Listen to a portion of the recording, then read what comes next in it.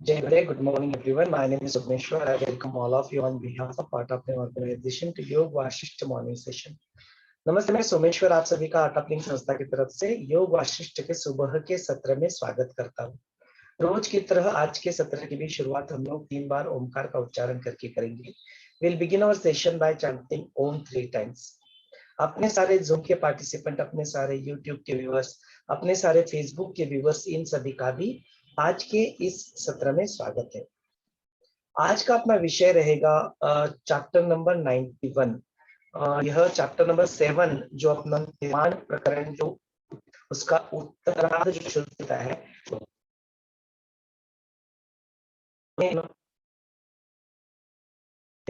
अभ्यास है, उस अनुम भावना अभ्यास है।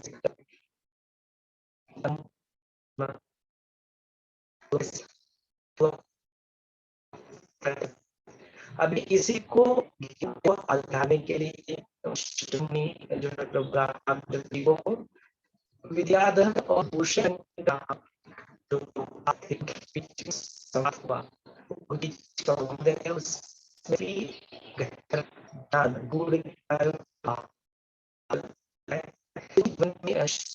पढ़ते हैं, गुरु होते हैं, तो वो जो मिलते हैं, तो कुछ लोग करता है, कुछ लोग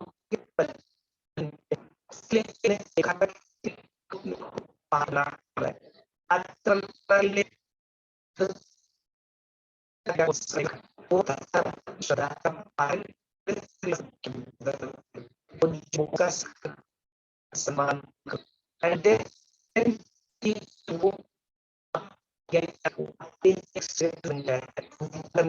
आपको अपने जीवन में जो पंचेंद्रिय है, जो सेल्फ कंट्रोल होता है, ब्रह्मचर्य होता है, तो उसे में लगना आवश्यक है। फिर वो आप जो गुरु का उसको अपने ग्रहण स्वानु बनाने को क्या करता है, हेल्प करता है। तो उसको थोड़ा देर में समझ लेते कई सारे शास्त्रों में को लिखा हुआ है, सुना है, कई सारे जो साधन होते हैं वो उसको ठीक से ना समझे हुए फिर उसको गलत तरीके से समझते हुए उसके जीवन में उतार देते का भागीदार हो जाते हैं। तो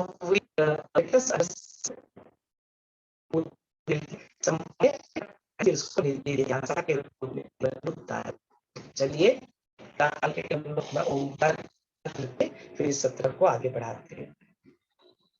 सब लोग आराम से बैठ जाएं। एक साधारण सांस अंदर ले और छोड़ दे।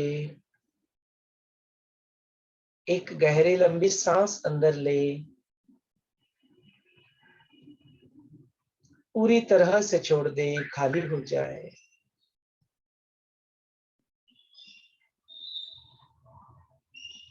ओमकार उच्चारण के लिए गहरी लंबी सांस अंदर ले,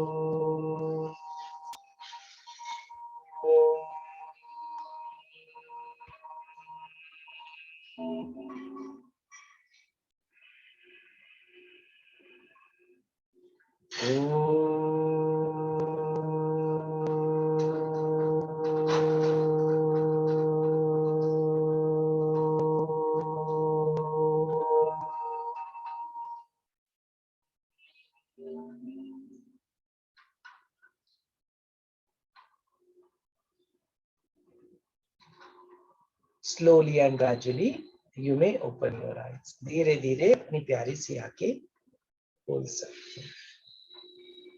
चलिए इस सत्र को भी आपके हवाले कर देते हैं।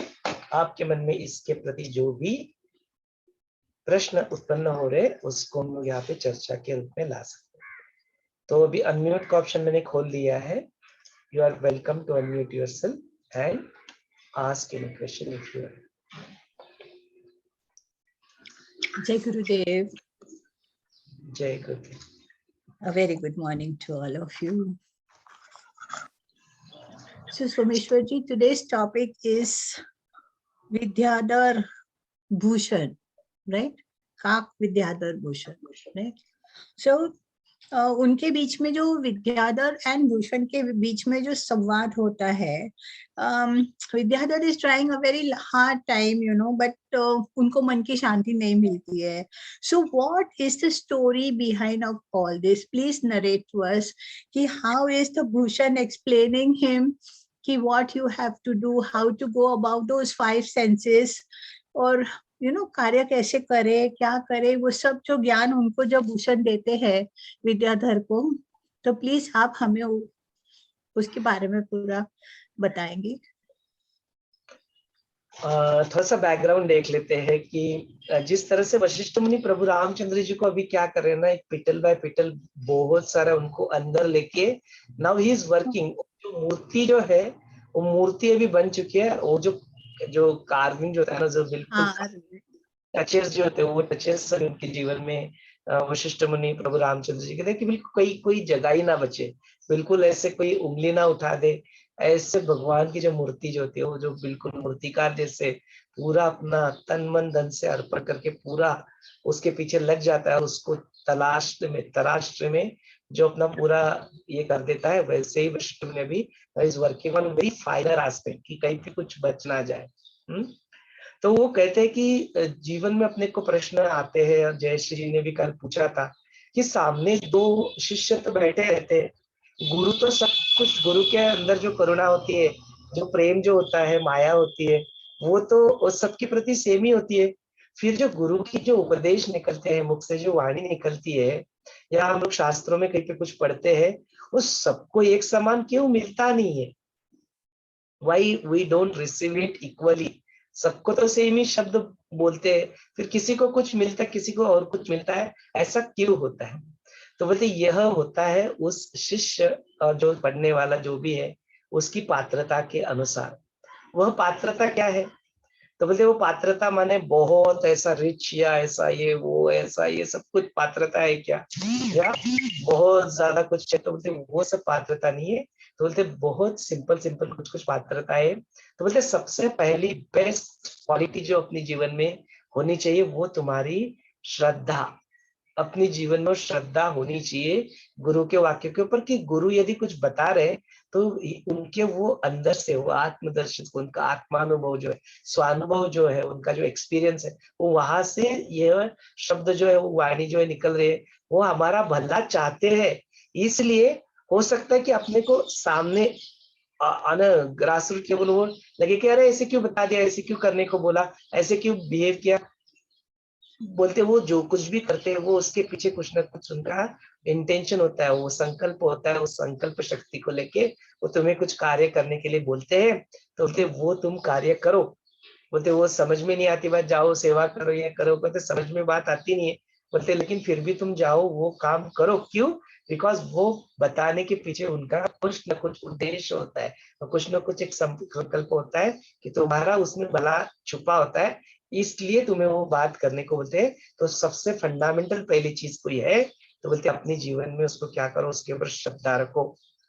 बोलते वो श्रद्धा आ जाएगी, वो सत्कार सेविता आ जाएगा, तो फिर क्या होगा, गुरु का ज्ञान जो है पल्ले पड़ेगा. मैं सब कुछ जानता हूँ, ये सब कुछ करके बैठोगे तो फिर जो मिलने वाला होता है वो मिलेगा नहीं कुछ. मैं नहीं कुछ जानता हूँ, मुझे कुछ नहीं पता, ऐसे खाली होके बैठ जाओगे तो फिर क्या होगा, जो मिलेगा वो महाप्रसाद.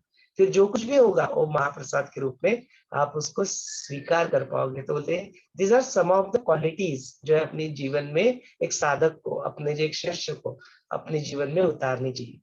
तो बोलते दूसरी कौन सी ऐसी चीज है कि जो उसकी वजह से जो सबको समान नहीं मिलती थी. बोलते वो होता है कि उनकी जो साधना जो होती है, वो साधना करते करते अपने जीवन में क्या उन्होंने अपने जो पंचेंद्रिय जो है, या उसके साथ साथ जो कर्मेंद्रिय जो है, या उसके साथ साथ फिर वो अपने पंच प्राण है, और उसके साथ साथ फिर मन, बुद्धि और ये स्थूल शरीर, ऐसे 18 चीजों का एक समूह यहाँ पे बताया गया है। तो मतलब क्या आपका इन सारे समूहों के ऊपर कोई कंट्रोल है?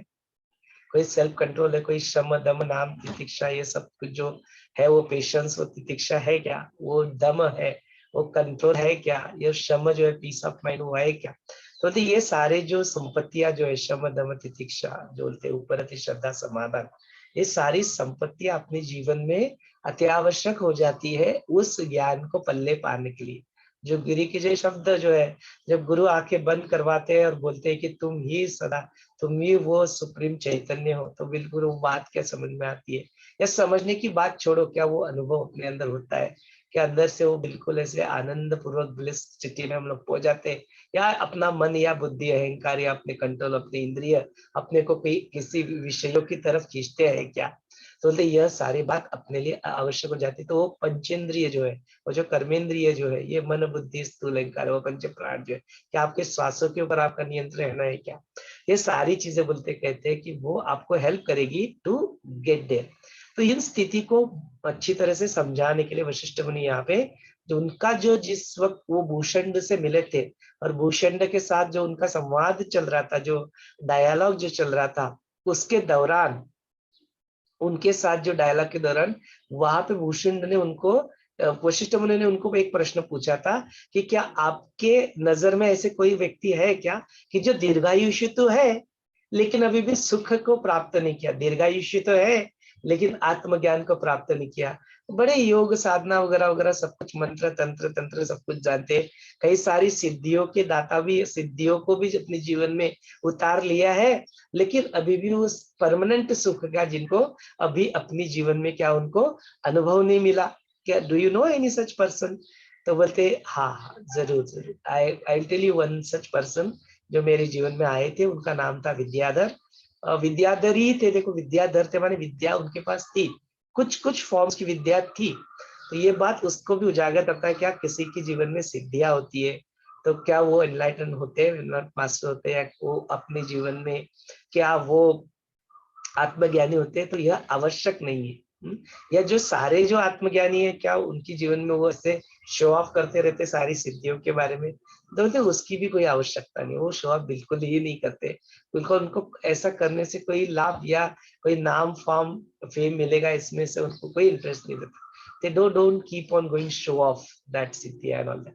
तो बोलते ये सारी चीजें अत्यावश्यक है, तो इसको तुम ठीक से समझो। तो बोलते हाँ हाँ, ऐसे मेरी जीवन में भी एक विद्याधर करके आए थे, जिन्होंने अपने जीवन में काफी सारे पढ़ाई तो तक कर लिया था, काफी सारा योग साधना यम नियम जो है, कल भी अपने साथ मोरे सर थे, उन्होंने भी इस बात को उठाया था, ये सारे प्रैक्टिसेस वगैरह ये सारा। तो ये सारी प्रैक्टिसेस वगैरह इंपॉर्टेंट तो है, लेकिन इस बात की कोई गारंटी नहीं है कि वो सारी चीजें करके तुम्हें आत्मज्ञानी तुम बनोगे या नहीं बनोगे, इसका कोई गारंटी नहीं है। बोलते आत्मज्ञान बनने के लिए कुछ कुछ चीजें करनी पड़ती है, वो उसके ऊपर तुम वर्क करो। तो वो सारा चीज कर रहा था, यम नियम फॉलो कर रहा था, योग आसनास फॉलो कर रहा था, सब कुछ करता। तो ऐसे करते करते वो फास्ट तप वगैरह बहुत, जो तप वगैरह भी बहुत कर था, उसके उससे हो गया था कि उसका शरीर जो था ना, वो पूरा एक्चुअली कृष्ण हो गया था, उसको आत्मज्ञान नहीं मिल रहा था। क्यों नहीं मिल रहा था? तो सब कुछ करके ना उसके विषयों के ऊपर उसका कंट्रोल नहीं था, अपने इंद्रियों के ऊपर उसका कंट्रोल नहीं था, और उसकी वजह से उसको वो आत्मज्ञान तक पहुंच ही नहीं पा रहा था। सदा सर्वदा वो सब कुछ करके फिर से उसमें उलझ जाता, फिर से उसमें उलझ जाता, फिर से बस उलझ जाता। तो बोलते ऐसे करते करते बहुत ही दयनीय स्थिति में आके वो विद्याधर जो थे वो भूषण को अप्रोच करते हैं। भूषण कौन? भूषण एक काक है, कौवे का नाम है भूषण, जो आत्मज्ञानी बन चुके थे, अपने ही प्राणों का निरोध करके अपने श्वासों के ऊपर ही नियंत्रण करते करते करते करते अल्टीमेटली ही बिकम्स एनलाइटन, और दीर्घायुषी भी बोलते, चिरंजीवी बन चुके होते। उनके पास ये विद्याधर जाते हैं और उनसे बोलते मैं तुम्हें शरण आया हूँ। तो बोलते वो शरण आने से पहले, जब वो शरण आते हैं उनको, और जब उनको अपने भूषुंड उनको कुछ उपदेश वहां पे करे, उससे पहले जो अपने मन की जो स्थिति है, उस मन की स्थिति को जो विद्याधर है वो पूरी तरह से वहां पे ऐसे डिटेल में विस्तृत स्वरूप में वहां पे वर्णन करते कि उनके साथ क्या हो रहा है और क्या नहीं होता। तो वही जो है भूषुंड और विद्याधर की जो संवाद है, वो संवाद यहाँ पे होता है, और उसमें से ऐसा मस्त ज्ञान बाहर निकलता है। तो उसके ऊपर के कुछ प्रश्न यहाँ पे उपस्थित होंगे, तो जरूर हम लोग उसके ऊपर भी यहाँ पे चर्चा करेंगे। This was a background. अच्छा, इसके अलावा और एक भी चीज इंपॉर्टेंट है कि जब भी कोई ऐसे प्रकार का ज्ञान शास्त्रों में लिखा होता है या किसी गुरु के मुख से निकलता है, तो सामने वाले जो इंसान रहते हैं उसको ठीक तरह से ना समझते हुए अज्ञानवश उसको गलत समझ के वो क्या कर देते हैं, वो ब्रह्मचर्य का मतलब गलत निकाल लेते हैं, वो सेल्फ कंट्रोल का मतलब गलत निकाल लेते हैं। और on the other contrary also, जो चीज को क्या करते हैं, यार मैंने अपने जीवन में ये सब कुछ किया, तो वो उसको गलत मान बैठते हैं, न्यूनगंड का शिकार हो जाते हैं। तो दोनों रूप में वो एक्सट्रीम में क्या बनता है, आपके लिए घातक हो जाता है। तो बोलते हैं वो जो ब्रह्मचर्य अपने जीवन में लाना है, वो मॉडरेशन में कैसे लाना है, इस बात को समझना भी आपके लिए बहुत अत्यावश्यक हो जाता है before you go and listen to this kind of knowledge. और फिर वो नॉलेज को अपने जीवन में निधि ध्यासा कैसे बनाना है, उसके पहले सारे कॉन्सेप्ट्स जो है ना पूरे क्लियर होने चाहिए, अपने पूरे डाउट्स जो है पूरे क्लियर होना चाहिए। तब जाके अपने जीवन में आप क्या कर पाओगे, इन सारे ज्ञान को निधि ध्यास के रूप में अपने जीवन में डाल पाओगे। तो वो सारे प्रश्न को भी अपने जीवन में उसको आने जरूरी है कि इसका सही अर्थ क्या है, बोला गया तो उसके पीछे रियल मीनिंग क्या है, वो गुह्यार्थ क्या है, वो लक्ष्यार्थ क्या है। तो वो दोनों, तो ताकि व्यवहारिक जो अपना जीवन है वो, और जो पारमार्थिक आध्यात्मिक अपना जीवन है वो दोनों का जो सांगड़ है, दोनों का जो बैलेंस है अपने जीवन में, वर्क और जो अध्यात्म नॉलेज, उसका एक सही बैलेंस अपने जीवन में आके हम लोग उस सेंटर में स्थित हो सके, और फिर अपने सारे कार्य को भी कर सके, और उसके बावजूद भी अपनी मुक्ति और मोक्ष, जो अपनी उन्नति का जो मार्ग है, उसे हम लोग खोज सके। तो ये बड़ा सुंदर मार्ग है।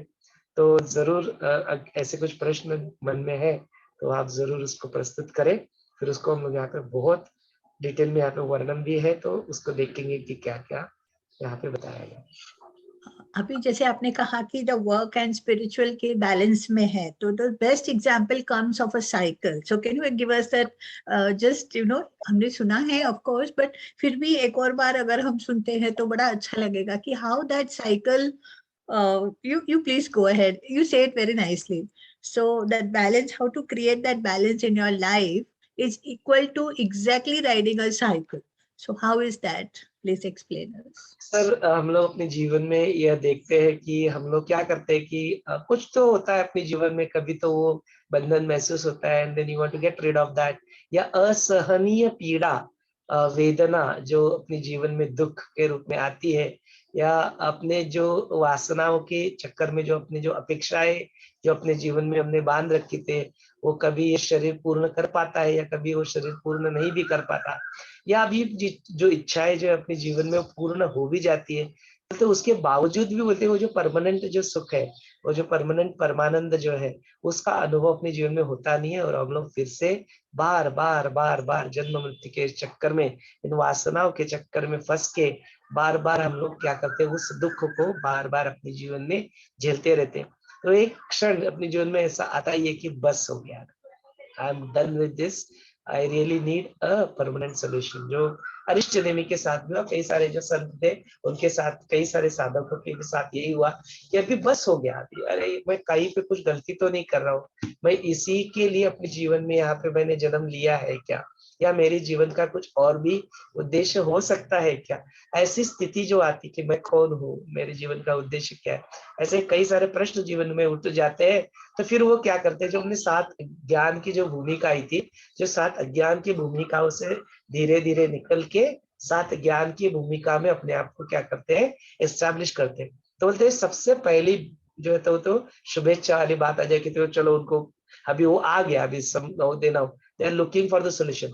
फिर वो क्या करते हैं, किसी गुरु के पास जाना, किसी बाबा के पास जाना, किसी शास्त्र के पास जाना, बुक पढ़ना, किसी मेंटर को ढूंढना, ऐसा ग्रुप ढूंढने लगते हैं। और उसमें क्या करते हैं, उनको ये ज्ञान क्या मिलने लगता है। तो फिर वो ज्ञान मिलने लगता है, तो वो क्या होता है, अभी वो परिपक्वता नहीं होती है उसको पूरी तरह से अब्सॉर्ब करने की या समझने की, वो पात्रता अभी तक नहीं होती। तो क्या करते हैं, उसको आधा अधूरा ज्ञान बोलते हैं, वो दो धारी तलवार की तरह बहुत ज्यादा घातक बन जाता है उनके लिए। तो फिर वो आधा अधूरा ज्ञान को अपने जीवन में लाते हैं, और फिर उसको इम्प्लीमेंट करने के चक्कर में बोलते हैं बहुत कुछ छोड़ देते हैं। कोई जंगल में भाग जाता है, कोई ये करता है, कोई को करता है, वो तैश में आके वो संन्यास ले लेते हैं। मतलब कई सारी चीजें ऐसी जीवन में होती है। अच्छा, I am not saying that कि you should not do it, but मैं ये कह रहा हूँ कि वो होश में लेके तुम निर्णय लो, तो वो अपना जो कार्य है उसको परिपूर्ण करो, और फिर वो निर्णय लो यदि वो निर्णय आपको लगता है तो देन इट्स ओके, तो उसमें कोई गलत नहीं है, वो आपके जीवन का अधिकार है कि आपने जिस उद्देश्य से यहाँ से जीवन में यहाँ पे आप आए हो, उस उद्देश्य की पूर्ति के लिए यदि वो संन्यास लेना आपको लेकर आवश्यक हो जाता है। बिकॉज कई सारे चीजों में आपको जब शादी हो जाती है तो यू हैव रिस्पॉन्सिबिलिटी टू पे, तो आप ऐसे सडनली आप ऐसे बिल्कुल सन्यासी की तरह इधर उधर घूम नहीं सकते, you can not do that. अच्छा, क्या ये सबके साथ होता है क्या? बोलते नहीं, ऐसा नहीं। जो अपने सुधा मूर्ति जो है उनका एक वीडियो मैंने सुना था, तो बोलते वो जब मैंने शादी कर ली तो मेरे को पता लग गया था कि मेरे जो हस्बैंड है नारायण मूर्ति, उनकी पहली शादी इन्फोसिस के साथ हो चुकी है। I will always be a second wife. तो अपना काम, तो ऐसा जब हो जाता है कि अपना पूरे जीवन में अपना जो काम है, जो अपना जो फोकस है उसके साथ यदि तुम्हारा हो जाता है, तो वो तुम्हारी पत्नी भी जान लेती है यदि वो समझदार है तो, नहीं तो फिर झगड़े होंगे, नहीं तो फिर तो वो गड़बड़ होगी। तो ऐसे जो अपने नरेंद्र मोदी, उन्होंने भी अपनी पत्नी को बताया हाथ जोड़ के कि अभी इस जन्म में एटलीस्ट छोड़ दो, अभी इस जन्म में मुझे और कुछ करना है। तो वो सारा फिर वो सेवा में अपने लग गए। और तो ऐसा भी होता है। तो ये किनके साथ होता है? जिनकी शादियां हो चुकी थी उनके साथ भी ये होता है। तो ऐसे कई सारे उदाहरण यहाँ पे है। अच्छा, ऐसे भी कई सारे उदाहरण जिन्होंने संन्यास ले लिया और फिर जाके उनको बोला कि नहीं नहीं तुम गृहस्थाश्रम में जाओ। नहीं, संत ज्ञानेश्वर थे, उनके जो पापा थे विठल पंत, उनके साथ भी यही बात हुई कि उनको उन्होंने संन्यास ले लिया, उनके गुरु ने बोला नहीं नहीं, नाउ यू गो, गृहस्थाश्रम करो। तो बात समझ रहे हैं क्या? किसी भी चीज में दिस इज योर ऑब्स्टेकल, या संन्यास इज योर ऑब्स्टेकल, या गृहस्थाश्रम इज योर ऑब्स्टेकल। बोलते ऐसा बिल्कुल नहीं। आप किसी भी समय किसी भी इसमें वो जो आवश्यक है उसको एक्सेप्शन के रूप में ला सकते हो, लेकिन as a non exception, as a routine जो ज्यादातर लोग फॉलो करते हैं, बोलते वो तुम यदि गृहस्थाश्रम ले लो तो तुम ऐसा नहीं कि तुम्हें वो मुक्ति मोक्ष मिलेगा ही नहीं। You have to go and that syllabus. जो ये प्रश्न पूछा था ना, आस्क गुरुदेव एनीथिंग, क्या वो सिलेबस से वो फॉलो करना जीवन में अत्यावश्यक हो जाता है क्या? क्या गृहस्थाश्रम में रहने वाले जो लोग हैं उनको भी ये जो संन्यास है इसको फॉलो करना पड़ता है क्या?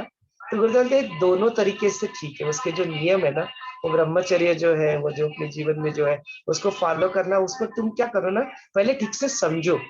तो लोग उसको ठीक से समझते नहीं है, फिर अपने जीवन में उसको इम्प्लीमेंट करना चाहते हैं, तो फिर वो क्या कर देता है, जो जो बैलेंस की जो बात आई, वो इम्बैलेंस वहां पे हो जाता है।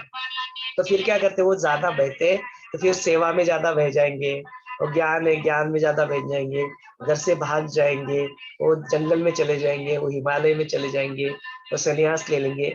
अभी परिपूर्णता है नहीं, अभी वो डिसीजन मेकिंग की कैपेबिलिटी है नहीं, और क्या कर देंगे हो जाए वो उसी यूथ के जैसे है जो अभी तक उनमें मैच्योरिटी आई नहीं है, and they go and get into relationship. अभी रिलेशनशिप को निभाने की अभी पात्रता, वो मैच्योरिटी अभी तक नहीं आई है, but they get entangled into the relationship, और वो जब टूटते हुए दिखाई देता है उसको भी संभालना कैसे, वो भी सीखा नहीं होता है जीवन में, वो मैच्योरिटी आई नहीं होती है, तो फिर वो गलतियां कर देते हैं, पॉजिटिवनेस, वो सब सारी चीजें जो है वो उत्पन्न हो जाती है उनके जीवन में, वो ब्रेकअप हो जाता है।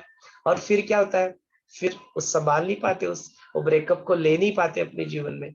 मतलब that is what is imbalance. वो अपने जीवन में क्या करता है, इम्बैलेंस क्रिएट कर देता है। यही साथ में जो साधक जो होते हैं उनके साथ भी होता है, वो अपनी जीवन में क्या कर देते हैं, वो कभी इस समय ज्यादा झुक जाते हैं या मटेरियल लाइफ की तरफ ज्यादा झुक जाते हैं, तो इम्बैलेंस वो अपने जीवन में रख नहीं पाते।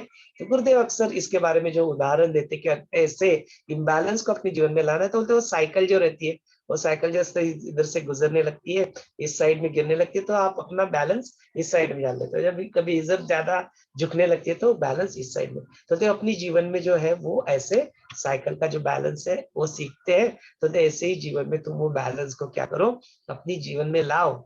वर्क जो तुम करते हो उसी में भी 100% रहो, और जो ज्ञान है उस ज्ञान में भी 100% रहो। तो जो पंख जो होते पक्षी के भांति, उसी से तो अपने योग वशिष्ठ के शुरुआत भी होते, जो कारुण्य जो होते, जो अपने सुतीक्ष्ण जो होते, जो अगस्त्य मुनि को यही प्रश्न पूछते कि भाई वर्क इंपॉर्टेंट है या मेरा ज्ञान इंपॉर्टेंट होते? दोनों पंख है, एक ही पक्षी के दोनों पंख है, दोनों इंपॉर्टेंट है।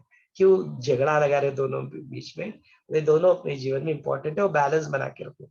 तो वो फिर वो बैलेंस बनाए कैसे रखे, ये ज्ञान को ठीक से समझे कैसे, तो इसके लिए बोलते हैं it's very important you understand it first, then you clarify it.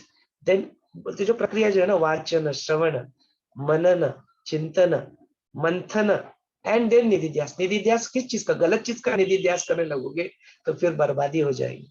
बोले गलत चीज का निधिध्यास मत करो, पहले उस बात को क्लैरिफाई कर लो, समझ लो पूरी तरह से, once it is very clear then अपने निधिध्यास उसका जीवन में अपनाओ। तो बोलते यही बात हो जाती है। तो इसमें जो कई सारे जो चीजें हमने बोलते यम नियम जो होते हैं, यम नियम में वन ऑफ द नियम जो बताया जाता है फिर यम में, कि वो जो ब्रह्मचर्य अपने जीवन में लाओ, तो लोग अक्सर उस ब्रह्मचर्य को गलत समझ लेते। तो ये काफी सारी चीजें ना, जब भी पंचेंद्रिय के सेल्फ कंट्रोल की बात होती है तो उसमें काफी सारी चीजें बहुत क्लैरिफाई होना अत्यावश्यक है।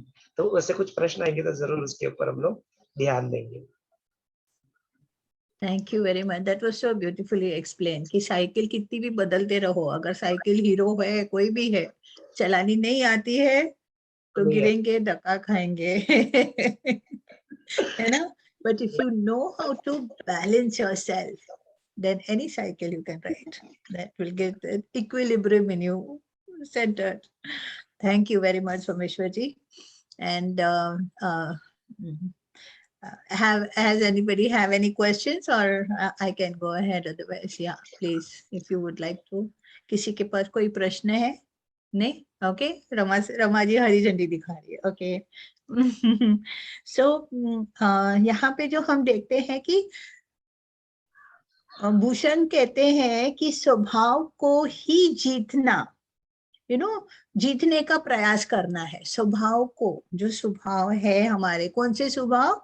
जो 5 जो आई मीन टू से जो सेंसेस के जो स्वभाव जो है, उसको जीतना ही हमारा प्राइम गोल होना चाहिए। तो what is that means, like what स्वभाव? like with your emotions, with your images which we are creating, or all the 4 things of which that mind is made up of, the chit is made up of, so just please explain us this. It's very important to us to learn this. Yeah, over to you. तो यहाँ पे जो अपने विद्याधर जो रहते हैं, जब वशिष्ठ मुनि अभी प्रभु रामचंद्र जी को विद्याधर और भूषण के बीच में जो संवाद जो होता है उसके बारे में बताना शुरू करते हैं, तो बोलते भूषण बोलते ऐसे ही एक वक्त था जब जिस वक्त ये जो विद्याधर नामक जो थे वो मेरी पास आए और फिर उन्होंने मुझे क्या कथन किया। तो अभी भूषण यहाँ पे सुन रहे हैं, वशिष्ठ मुनि ये राम जी को बता रहे, और विद्याधर यहाँ पे कथन करते अपनी जो स्थिति रहते। जैसे योग वशिष्ठ में हमने सुना कि जिस तरह से पहले वशिष्ठ मुनि में अपना मुख खोले, उससे पहले राम जी अपनी स्थिति को बयान करते। इस लाइक कि डॉक्टर के पास जाते हो तो डॉक्टर ये नहीं बोलता है चलो आओ बैठो, चलो I will give you injection, ऐसा कभी नहीं होता है। होता क्या है, पहले डॉक्टर शांत बैठते हैं, बोलते हाँ बताओ भाई, तुम बोलो क्या प्रॉब्लम है बताओ। तो फिर वो जो सामने वाले पेशेंट होते हैं वो बताते हैं यहाँ पे तकलीफ हो रही है, वहां पे तकलीफ हो रहा है, ऐसा प्रॉब्लम हो रहा है, ये तरह अपने सारे प्रॉब्लम्स को बयान करते हैं, और फिर जाके फिर डॉक्टर जो होते हैं उसके बारे में कुछ भाष्य करते बोलते हैं या फिर कुछ होता है। तो यही स्थिति यहाँ पे है। जो विद्याधर जी वो जाते हैं वहां उनके पास, बोलते हैं क्या बताए, मेरी जीवन में मैंने सारे तंत्र मंत्र सीख के कई सारी सिद्धियां तो मैंने अपने जीवन में प्राप्त कर ली है, उसकी वजह से बोलते पिछले 4 कल्पों से मैं जीवित हूँ, दीर्घायुष्य मुझे मिल चुका है, लेकिन उसके बावजूद भी मेरी जीवन में वो आनंद नहीं मिल रहा मुझे, वो अभी भी मैं उस चीज में फंसा हूँ। तो बोलते किस चीज में फंसे हो? तो बोलते अपने जीवन में ये जो 18 चीजों का एक समूह होता है, उस समूह ने मुझे ऐसा परेशान करके छोड़ा है कि क्या बताए मौसी। क्या है वो, कौन से समूह होते तो अपने जीवन में ये जो अपने पंच प्राण जो होते हैं, कौन से पंच प्राण? तो बोले अपने जीवन में पंच प्राण में अपना जो अपान वायु होता है अंदर जाता है, जो अपने जीवन में प्राण जो होता है वो बाहर आता है, उसके बाद में व्यान समान और उड़ान, ये पंच प्राण यहाँ पे होते हैं, तो ये 5 हो गए।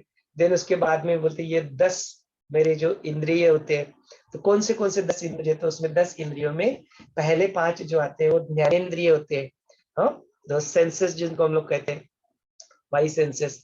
देन उसके बाद में 5 जो होते हैं आपके कर्मेंद्रिय होते हैं। तो 5 सेंसेस कौन से? The sense of your sight, माने आंख वहां पे आ गई पिक्चर में। Then sense of your taste, तो आपकी जीवा वहां पे आ गई, माने रस आ गया पिक्चर में। देन आपके सेंस ऑफ सूंघने की स्मेल जो होता है, तो आपका नाक और घ्राणेन्द्रिय जो उसको बोलते हैं वो पिक्चर में आ गया। देन आपका स्पर्श, सेंस ऑफ टच बोलते हैं, वो त्वचा यहाँ पे पिक्चर आ गया, सेंस ऑफ टच वहां पे आ गया। और जो सुनना जो है ना, सेंस ऑफ हियरिंग, जो अपने कान पिक्चर में आए थे, जहाँ पे शब्द पिक्चर में, तो रस रूप गंध शब्द, ये सारे जो पंच तन्मात्र जिसको कहते हैं, वो उससे एसोसिएटेड 5 सेंसेस है, वो हमने जो देखे वो। देन उसके बाद में बोलते हैं कि कितने हो गए अभी, नो 5 पंच प्राण हो गए, 5 सेंसेस हो गए, ज्ञानेंद्रिय हो गए, नो 5 कर्मेंद्रिय। अपने 5 कर्मेंद्रिय कौन से है अपने शरीर में, तो बोलते 2 अपने हाथ, ये कर्मेंद्रिय में आते हैं, 2 अपने पैर कर्मेंद्रिय में आते हैं, 2 अपना मुख जो होता है वो कर्मेंद्रिय में आते हैं, खाता रहता है, कर्मेंद्रिय में आता है। देन बोलते हैं उसके बाद में अपनी जो गुदा एनस जो होते हैं वो आता है, और जो आपका लिंग, तो ये 5 होते हैं, ये आपके कर्मेंद्रिय में आते हैं। सो 5 सेंसेस ज्ञानेंद्रिय, 5 कर्मेंद्रिय, जो एक्शन जो करते हैं दे आर कॉल्ड कर्मेंद्रिय। सो 5 कर्मेंद्रिय यहाँ पे आ गए, तो कितने हुए 5 प्राणा, 5 ज्ञानेंद्रिय एंड 5 कर्मेंद्रिय, ये हो गए 15 टोटल। और उसके बाद में मन बुद्धि और तुम्हारा स्थूल शरीर, ऐसे बोलते हैं ये 18 चीजों का यहाँ पे एक समूह है। तो उस समूह को अपने जीवन में क्या करते हैं, बोलते हैं उसी समूह को साथ में आपके जी रहा हूँ, तो ये जीवन में करते क्या रहते हैं, तो बोलते ये जीवन में करते करते जो अपने विद्याधर है वो बताते हैं कि यह मेरी जीवन में यह सारे जो पंचेंद्रिय जो है, यह पंचेंद्रिय अपने जीवन में क्या करते हैं, विषय जो है उस विषयों का उपग्रहण करते रहते हैं। माने ग्रहण क्या या विषय क्या, तो ये विषय, यह शब्द आपने कई सारे शास्त्रों में सुना होगा। ये विषय किस चीज को कहते हैं, इसको ही राग भी कहते हैं। ये सारे 5 जो पंच ज्ञानेंद्रिय जो है या जो 5 सेंसेस है, इनसे जो ग्रहण किया जाता है बाहर से, उसको बोलते हैं विषय, उसी को बोलते हैं राग भी बोलते हैं इसको। ये राग माने वो एंगर वाला राग नहीं है, तो ये बोलते ये जो है 5 जो विषय है उनको राग भी बोलते हैं। तो बोलते ये 5 विषयों से अपने आप को विन्मुख कर लेना, ये 5 विषय है जो राग है, 5 प्रकार के जो राग है, उन रागों से अपने आप को रिट्रीव कर लेना, बोलते इसी को वैराग्य कहते हैं। यही डिस्पैशन है, यही डिटैचमेंट है, डिटैचमेंट वैराग्य जो है, डिस्पैशन जिसको कहते हैं। ये 5 जो राग है, ये जो 5 विषय है, इनमें से अपने आप को क्या कर लेना, रिट्रीव कर लेना। तो पहले क्या करते हैं हम लोग, इसके बारे में थोड़ा एक मैकेनिज्म जो है उसको समझ लेते, थोड़ा मेडिकल साइंस के पर्सपेक्टिव से भी, और फिर अध्यात्म के पर्सपेक्टिव, ये विषय होते कैसे किसी के जीवन में, उत्पन्न कैसे होते हैं, और इतना यदि इनबिल्ट अपने जीवन में यदि ये है, तो कैसे ये लोग इसको शन करने की बात करते हैं, या कैसे हम लोग गलत समझ लेते हैं। They are not actually asking you to shun it off, उसको बिल्कुल बंद करने की बात यहाँ पे नहीं होती है, बट गलत फहमी की वजह से हम लोग ऐसा समझ लेते हैं कि you have to shun it off, you have to बंद करो इसको। तो बोलते वो बंद करने की बात नहीं होती है, वो मॉडरेशन की बात है। तो वो क्या होता है, what is it being said here, तो लेट अस अंडरस्टैंड दैट कि पहले तो ये अपनी जीवन का कैसा एक अविज्ञ भाग है, वो नहीं है तो फिर अस्तित्व ही नहीं है। फिर देखो it's level up, another level of ज्ञान। ये जो सारे जो 18 समूह है, ये अस्तित्व ही नहीं है, वो अभी भूषण बताएंगे उनको वो ज्ञान। लेकिन उसके पहले की जो स्थिति है उसको थोड़ा समझ लेते हैं। तो ये क्या कहते हैं यहाँ पे, ये जो सारे 18 समूह जो है, इसको ये कार्य कैसे करते हैं। तो क्या होता है अपने जीवन में, फर्स्ट टाइम जब हम अपने जीवन में आते हैं, जन्म ले लेते हैं, तो हमारा क्या होता है, धीरे धीरे धीरे इन सारे विषयों से पाला पड़ता है। तो तुम्हारा जन्म हो जाता है, तो तुम वो माँ का दूध पीते हो, तो टेस्ट और रस से तुम्हारा पाला पड़ जाता है। तुम्हारी आंखें खुल जाती है, तो वो जो तुम्हारे तो तुम दृश्य देखते हो, और अलग अलग प्रकार के रंग देखते हो, अलग अलग प्रकार के खिलौने देखते हो, अलग अलग प्रकार के बलून्स देखते हो, अपनी माँ का चेहरा देखते हो, पिता का चेहरा है, तो आजू बाजू में कई सारे इतने क्यूरियस चीजें, because it's the first time happening with you. उस जन्म की बात कर रहा हूँ मैं, first time happening with you. तो वो क्या करते हैं, ये जो सारे जो विषय है उससे क्या होता है, वो जो होता है, जो अपना इंद्रिय जो होते हैं उसमें धीरे धीरे धीरे उसका ग्रहण करने लगते हैं।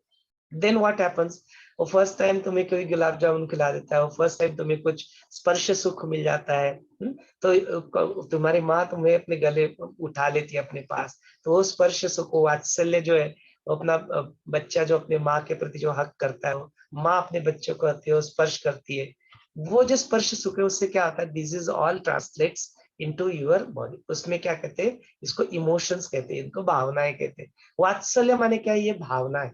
और जो उसकी एक्शन जो है वो प्रोबेबली टच करना है किसी को, वो हक करना है किसी को, तो उसके अंदर से जो भावना जो उत्पन्न होती है, तो ये भावना यदि हम लोग फिजिकल रूप में देखें तो मॉडर्न साइंस के पर्सपेक्टिव से ये भावनाएं, दे आर कॉल्ड इमोशंस, ये भावनाएं। तो ये इमोशंस अपने अंदर स्टोर कैसे होते हैं, कोई भी इमोशन को हम लोग समझते कैसे, तो अपनी क्या करते हैं, अपने शरीर में एक विशिष्ट प्रकार का रसायन जिसे न्यूरोपेप्टाइड कहा जाता है, वो उसको क्या करते हैं, तैयार कर देते हैं, और वो केमिकल के रूप में तुम्हारे यहाँ पे, जैसे ही वो केमिकल न्यूरोपेप्टाइड तेरा उसका जो मेमोरी जो है वो तुम्हारा ब्रेन में केमिकल स्टोरेज में उसको स्टोर कर लेता है। बोलते नेक्स्ट टाइम वैसी ही स्थिति जब फिर से उत्पन्न हो जाती है, वो फिर से वो माँ तुमको स्पर्श करती है, फिर से वो वात्सल्य रस वहां पे निर्माण हो जाता है, फिर से वो बच्चे के अंदर वही न्यूरोपेप्टाइड तैयार हो जाते हैं और फिर से वही इमोशंस वहां पे आते हैं। तो बोलते यही कारण होते हैं, यही संस्कार कहलाते हैं। तो कोई व्यक्ति वस्तु परिस्थिति क्यों वैसे बिहेव करता है, कोई क्यों ऐसे लड़की रहती है, कोई लड़का रहता है, वो सडनली उसके सामने कोई लड़का आ जाता है तो वो थर थर थर थर कांपने लगती है, क्योंकि वो तो है वो अपने प्रणय को ठीक से कर ही नहीं पाती, because probably at the younger age जब उसको कुछ समझ में ही नहीं आता था, उसको गलत तरीके से स्पर्श किया गया था, वो बैक टच था, उसने जीवन में अपने अनुभव किया। तो बोलते उसकी वजह से उसका जो होता है ना, उससे संस्कार बन जाता है। सपोज वही बात हो जाती है जब आप किसी बस में ट्रैवल करते हो और आपको वोमिटिंग होती है और आपने दूध पिया, दूध पी के आप बैठ गए अभी इस बस में और आपको वोमिटिंग सेंसेशन हुआ और जो बाहर निकला वो दूध था। प्रॉब्लम क्या कर लिया, ब्रेन ने क्या लर्न कर लिया, दूध की वजह से मेरे को वोमिटिंग हुई। अभी आगे जाके दूध में गड़बड़ नहीं है, वो बेचारा बिनता दूध पीना ही छोड़ देता है, तो दूध से घृणा हो जाती है उत्पन्न अंदर। तो डू यू गेट हाउ ये कैसे होता है, ये जो सारे विषय जो होते हैं ये कैसे वर्क करते हैं, तो बड़ा ये समझना बहुत इंपॉर्टेंट होता है ये। अच्छा, यही चीज जो डॉक्टर्स होते हैं जो अपने डी एडिक्शन ड्राइव होते हैं उसमें यूटिलाइज भी करते हैं। साइकेट्री देखो, वो तुम्हारी साइकोलॉजी को यूज करते हैं। वो क्या करते तुम्हें, वो जानबूझ के क्या करेंगे, जो दारू होती है ना, वो दारू अल्कोहल पीने के लिए तुमको ऐसी दवाई दे देते हैं कि जैसे ही तुम्हारे शरीर में दारू जाएगी अपने आप तुम्हें वोमिटिंग हो जाएगी। अभी होगा क्या, वैसी दवाई देते वो अपने, और वो पेशेंट को पता नहीं रहता, वो जो उनकी वाइफ या कोई भी होते हैं ना, वो उनको क्या रोटी में डाल के दूध में डाल के वैसे खिला देते हैं उनको दवाई, जो टैबलेट्स होती है। और वो जैसे ही फिर उसके बाद में दारू पियेंगे तो उनको वोमिटिंग हो जाती है। तो वो भी ब्रेन क्या सीख रहा है, मैं दारू पीता हूँ तो मेरे को वोमिटिंग होती है, तो दारू के प्रति घृणा उत्पन्न हो जाती है और फिर ऐसे करते करते दारू उनकी छूटने लगती है। तो दैट इज एन टेक्निक। ये डी एडिक्शन ड्राइव, जिन्होंने डी एडिक्शन ड्राइव में काम किया है, मेरे को काफी समय अपॉर्चुनिटी मिली थी to work on this project, तो इतने डिटेल में वो इतना ज्यादा पता लग गया कि कैसे क्या करते हैं। तो ये सारी चीजें हैं, तो कैसे उन्होंने उसी चीज को एज ए साइकेट्री उसको यूटिलाइज कर लिया, वो विषयों को या अपने जो ग्रहण करते हो घ्राणेन्द्रिय, वो जो पंचेंद्रिय जो कैसे उसको परसीव करते हैं चीजों को, वो परसेप्शन को यूटिलाइज कर लिया उन्होंने, to in the form of a treatment also. तो यही होने लगता है कि जैसे जैसे अपने जीवन में धीरे धीरे हम लोग ये जो सारे जो विषय जो है, ये जो सारे अपने ज्ञानेन्द्रिय जो है, रस रूप गंध स्पर्श, इसका जो उपयोग अपने जीवन में करने लगते हैं, चीजों को ग्रहण अपने जीवन में करने लगते हैं, तो वो क्या करता है, अपने स्मृति में, अपने चित्त में उसके इंप्रेशंस बनाना शुरू कर देता है, संस्कार बनाना शुरू कर देता है, फिजिकल रूप में न्यूरोपेप्टाइड्स वगैरह बनाता है, वैसी स्मृति वो करता है। बार बार नेक्स्ट टाइम वैसे ही कुछ आएगा तो it creates the same thing. होता क्या है इसकी वजह से, what happens because of this, वो क्या करता है, उससे वो एक्शन करता है, वो फर्स्ट टाइम हग, वो फर्स्ट टाइम कुछ स्वीट खाना, वो फर्स्ट टाइम कुछ नमकीन खाना, कुछ जो अनुभव एक्सपीरियंस रहते हैं उसको क्या करता है, उससे से मुझे सुख मिला, भले वो टेम्पररी क्यों ना, ऐसा ब्रेन सीख लेता है वो उसका। तो बोलते वो क्या करता है, फिर वैसा सुख प्राप्त करने के लिए बार बार बार बार बार बार वो ही want to perform the same action again and again and again again. क्यों, बिकॉज अभी उसने वो ट्रांसलेट कर लिया, वो सीख लिया, वो ब्रेन ने वो सीख लिया बात कि ऐसा करने से मेरे को ये सुख मिलता है, ऐसा करने से मुझे।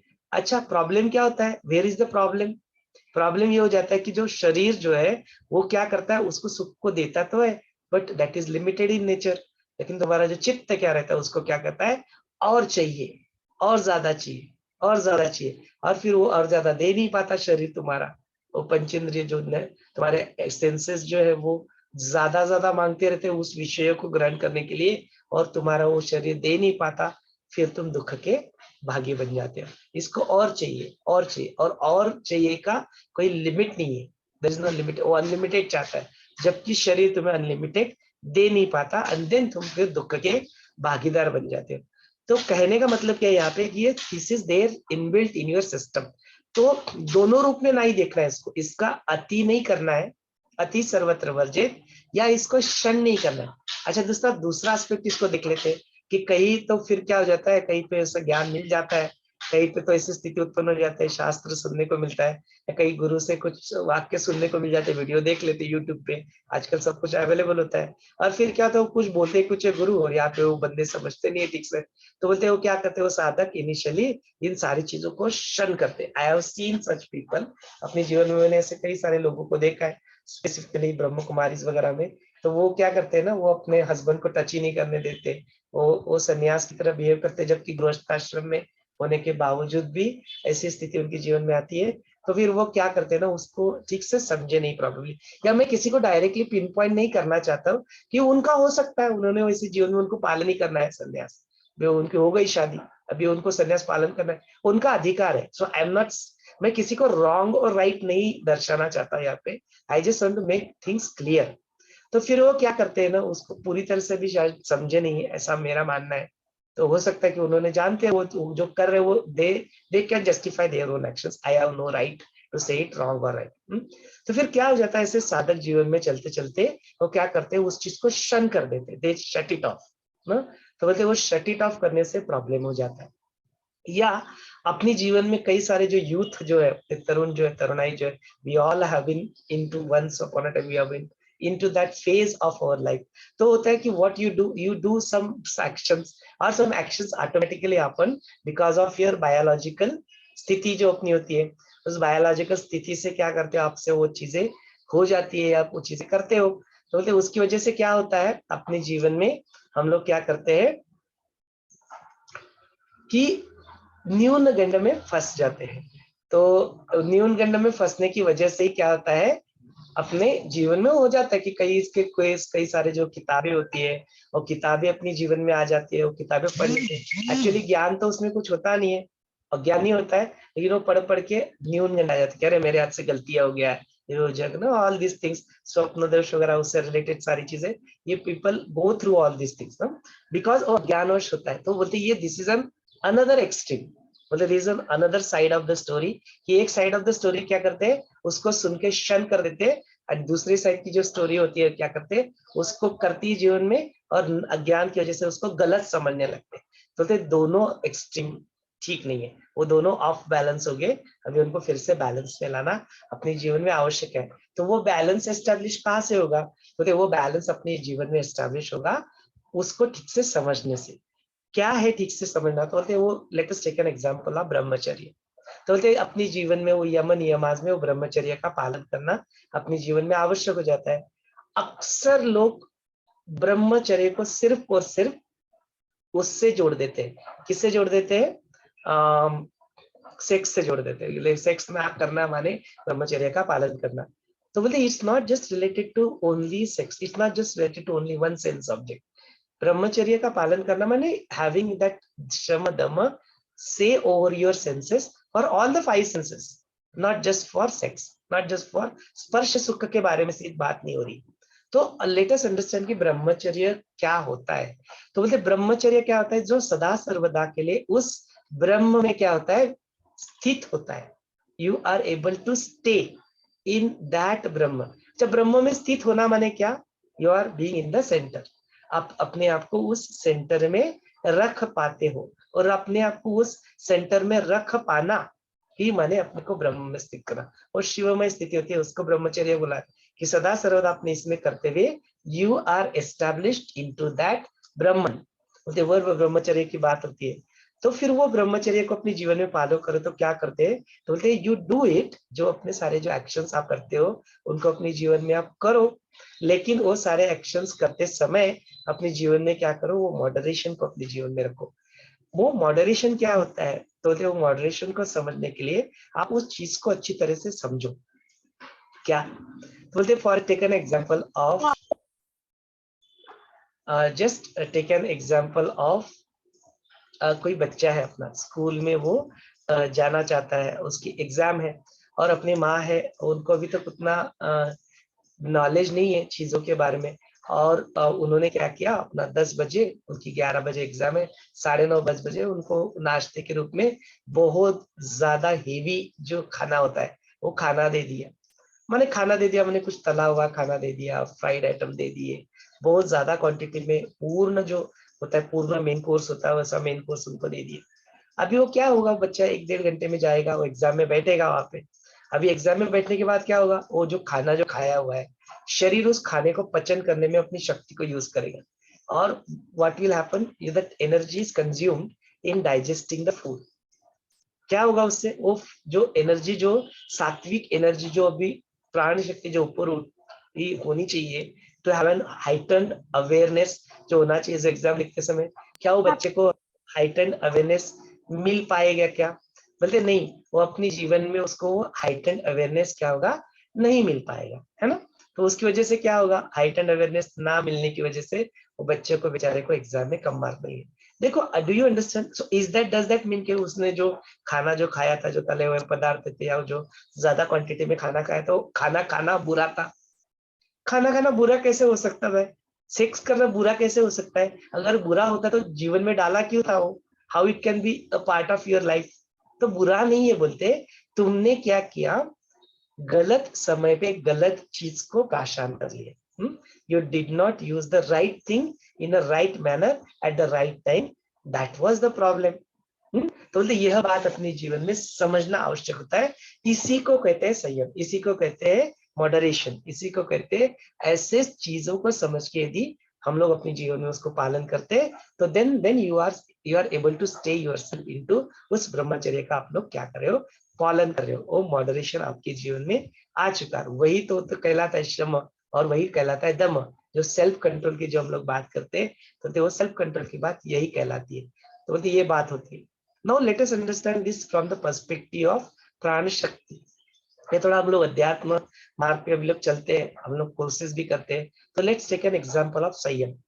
तो हमने अभी तक बात की कि जो अपना गुरु जो हमें देते हैं, उसके लिए अपने को पात्र अपने को बनाना चाहिए, पात्र बनाना पड़ता है। And one of the aspect we saw is the shraddha. ठीक है, आपकी बहुत श्रद्धा तो है, लेकिन आपकी प्राण शक्ति ही नहीं है, आप तैयार ही नहीं हो उस बात के लिए, जो दे रहे उसको ग्रहण करने के लिए, तो तुम्हें नहीं मिलेगा। तो बोलते जब तुम ऐसे कुछ कोर्सेज करने जाओ, जब अष्टावक्र गीता सुनो, जब तुम, तो बोलते 5 दिन का गैप दे देते थे। जब मैंने अपने जीवन में अष्टावक्र गीता सुनी थी, तो वो ऐसे रेडीली अवेलेबल नहीं थी। You have to wake up at the 4 o'clock in the morning. तुम्हें अपना वो पूरा साधना करना पड़ेगा टीचर के सामने। ऐसा नहीं कि मैंने किया, नहीं, टीचर के सामने बैठ के करना पड़ेगा। फिर उसके बाद में पूरा तैयार होके स्नान करके, मैं तुम्हें फिर वो जो उसके जो नियम थे, वो पहले दिन वो नियम बताएंगे, एंड जाओ, बोलते 5 दिन प्रैक्टिस करो। तो सारे जो तपस जो थे काया वाचा मनसा से, और तपस प्रैक्टिस करो पहले 5 दिन। फिर 5 दिन के बाद फिर छठे दिन में अष्टावक्र गीता शुरू होता था। So you have to exhibit that thing in your life, then you will, तो वो पात्र तुम्हें बनाओ अपने जीवन में। तो कई भी कोर्सेज जो अपने जीवन में जब जाते हो, एडवांस कोर्स है, या अपने जीवन में आप जाते हो कि संयम करना है, और आपको लगता है कि वहाँ पे जो गुरु आपको देना चाहते हो आपको मिले, तो बोलते उसके लिए क्या करो, अपने आप को तैयार करो। तो बोलते वो जो है कंटिन्यूअस 30 days ऑफ मेडिटेशन, जब तक तुम नहीं करते हो, 5 दिन का जो संयम जो है, जो बताते, जो काया वाचा मनसा से वो जो नियम नियमास बताते, उसको तुम अपने जीवन में वो फॉलो नहीं करते हो, तब तक वो गीता को ग्रहण मत करो। ग्रहण नहीं होगी तुम्हें, वो सुन के भी ज्यादा फायदा होगा नहीं होगा पता नहीं। तो इसलिए तुम अपने आप को तैयार करो। The same thing goes through with your संयम आल्सो। तो संयम में कई सारे जो चीजें अपने एडवांस कोर्सेस में भी कई सारे ध्यान कराते हैं। आप क्या करते हो, आपको ब्रेक दिया जाता है, लंच ब्रेक, एंड देन आप बिल्कुल पेट भर के ठूस के खा लेते हो, और फिर जब योग निद्रा होती है, योग निद्रा पता नहीं कहाँ पे चलती है, आप उसमें सो जाते हो। गुरुदेव कहते हैं, गुरुदेव नासिका के अग्र भाग के ऊपर आप ध्यान दो, और फिर आप, वो बोलते हैं you are hollow and empty, और यहाँ पे तो ये एम्प्टी ही बन जाते हैं, पूरा सो ही जाते हैं। तो ये सारी बात होती है। क्यों होती है? बिकॉज वो प्राण शक्ति है ना, वो प्राण शक्ति अभी ऊपर वो स्टेबल मेंटेन नहीं कर पा रहे हो, you are not able to maintain that stability. और सडनली बहुत दिनों से साधना ही नहीं की होती है, और सडनली वहां पे 5-5 बार साधना करवाएंगे आपको, तो फिर वो शरीर साथ नहीं देता तुम्हारा, जो बोलते हैं ना ऑब्स्टेकल इट बिकम्स एन व्याधि, इजन शरीर becomes N obstacle in your path, वो बन जाता है। या शरीर ठीक है साथ दे रहा है, लेकिन फिर विचार ही इतने चल रहे हैं, तो वो साथ नहीं देते, इतने विचार आ जाते, वो साथ नहीं देते। देन जो प्राण शक्ति जो अपने ऊपर उठी होनी चाहिए वो साथ नहीं थे, बिकॉज आपने क्या कर दी, अपनी एनर्जी को दूर कहीं पे कुछ खर्च कर दिया। तो इसीलिए अपने जीवन में यदि तुम्हें संयम कोर्स करना है तो at least for 30 days you don't have indulge in sex, मत करो बोलते हैं। वो एनर्जी है। अच्छा ये प्रॉब्लम होता है जब कोई ऐसी बातें सुनते तो उसको गलत समझ लेते हैं। यहाँ पे सेक्स करने को गलत नहीं बोला जा रहा है, बोलते वो वीर्य जो है, वो वीर्य जो होता है वन ऑफ द सप्त धातु, वो जो तो बोलते वो एनर्जी है। अच्छा वो रिक्रिएट भी हो जाती है, ऐसा नहीं कि वो एक बार वीर्य कर दिया तो अब गलत हो गया, अभी मेरा क्या होगा, वो वाली बात नहीं है। डोंट वरी, वो फिर से जैसे रक्त तैयार हो जाता है, रक्त जैसे धातु है, वो भी तुम्हारे जीवन में मेद है, रक्त है, ये सारी अस्थि वगैरह सारे सप्त धातु में से आते हैं, तो क्रिएट हो जाएगा वो। Don't worry about it. But तुम्हारा समय तो निकल गया ना, योर टाइम हैज गॉन। तो जिस दिन तुम उसको करोगे उसके नेक्स्ट दिन तुम्हारी वो एनर्जी ड्रेन रहेगी, वो प्राण शक्ति ऊपर नहीं रहेगी। गुरुदेव आप पे कुछ बोलेंगे, उस संयम में कुछ कुछ एक्टिविटीज होंगी, कुछ कुछ आपके प्रोसेसेस होंगे, कुछ नहीं आपको पल्ले पड़ेगा, पल्ले छोड़ो, वो अनुभव भी नहीं आएगा। And then you will not get what you are supposed to get. बोलते इसलिए ब्रह्मचर्य को पालन करो, बोलते उतने समय के लिए, because you are going for that thing, अपने आप को तैयार करो, अपने शरीर को तैयार करो, अपने मन को तैयार करो, अपने चित्त को तैयार करो। बोलते उस प्रकार का खान पान, उस प्रकार का सात्विक खाना, उतने प्रकार का लिमिटेड खाना, उसको अपने जीवन में तैयार करो। वो दम का लक्षण है। तो बोलते वो दम होना चाहिए तुम्हें। वो दम जब बोलेगा तो कोई कर नहीं पाता ना अपने आप को कंट्रोल, तो यार इसमें दम नहीं है, बोलते इसमें दम नहीं है, it doesn't have that self control नहीं है अभी इसमें। तो यह आवश्यक है, दैट इज कॉल्ड एज ब्रह्मचर्य का पालन करना, that is called as moderation अपने जीवन में लाना। तो यदि आप गृहस्थ आश्रम में हो तो अपने इसको करो, तो जो जब आवश्यकता है उसको करो, डोंट शन इट अप, डोंट उसको बंद नहीं करना हो, लेकिन जब जरूरत नहीं है तब have a restraint, have a self control. जब जिसकी आवश्यकता है, you are on vacation, enjoy your life, that's okay. But if you are on some spiritual practices and you want to do it, establish that control, that is moderation। और moderation को अपने जीवन में लाना ही ब्रह्मचर्य कहलाता है। तो इस बात को समझो। तो अपने जो यूथ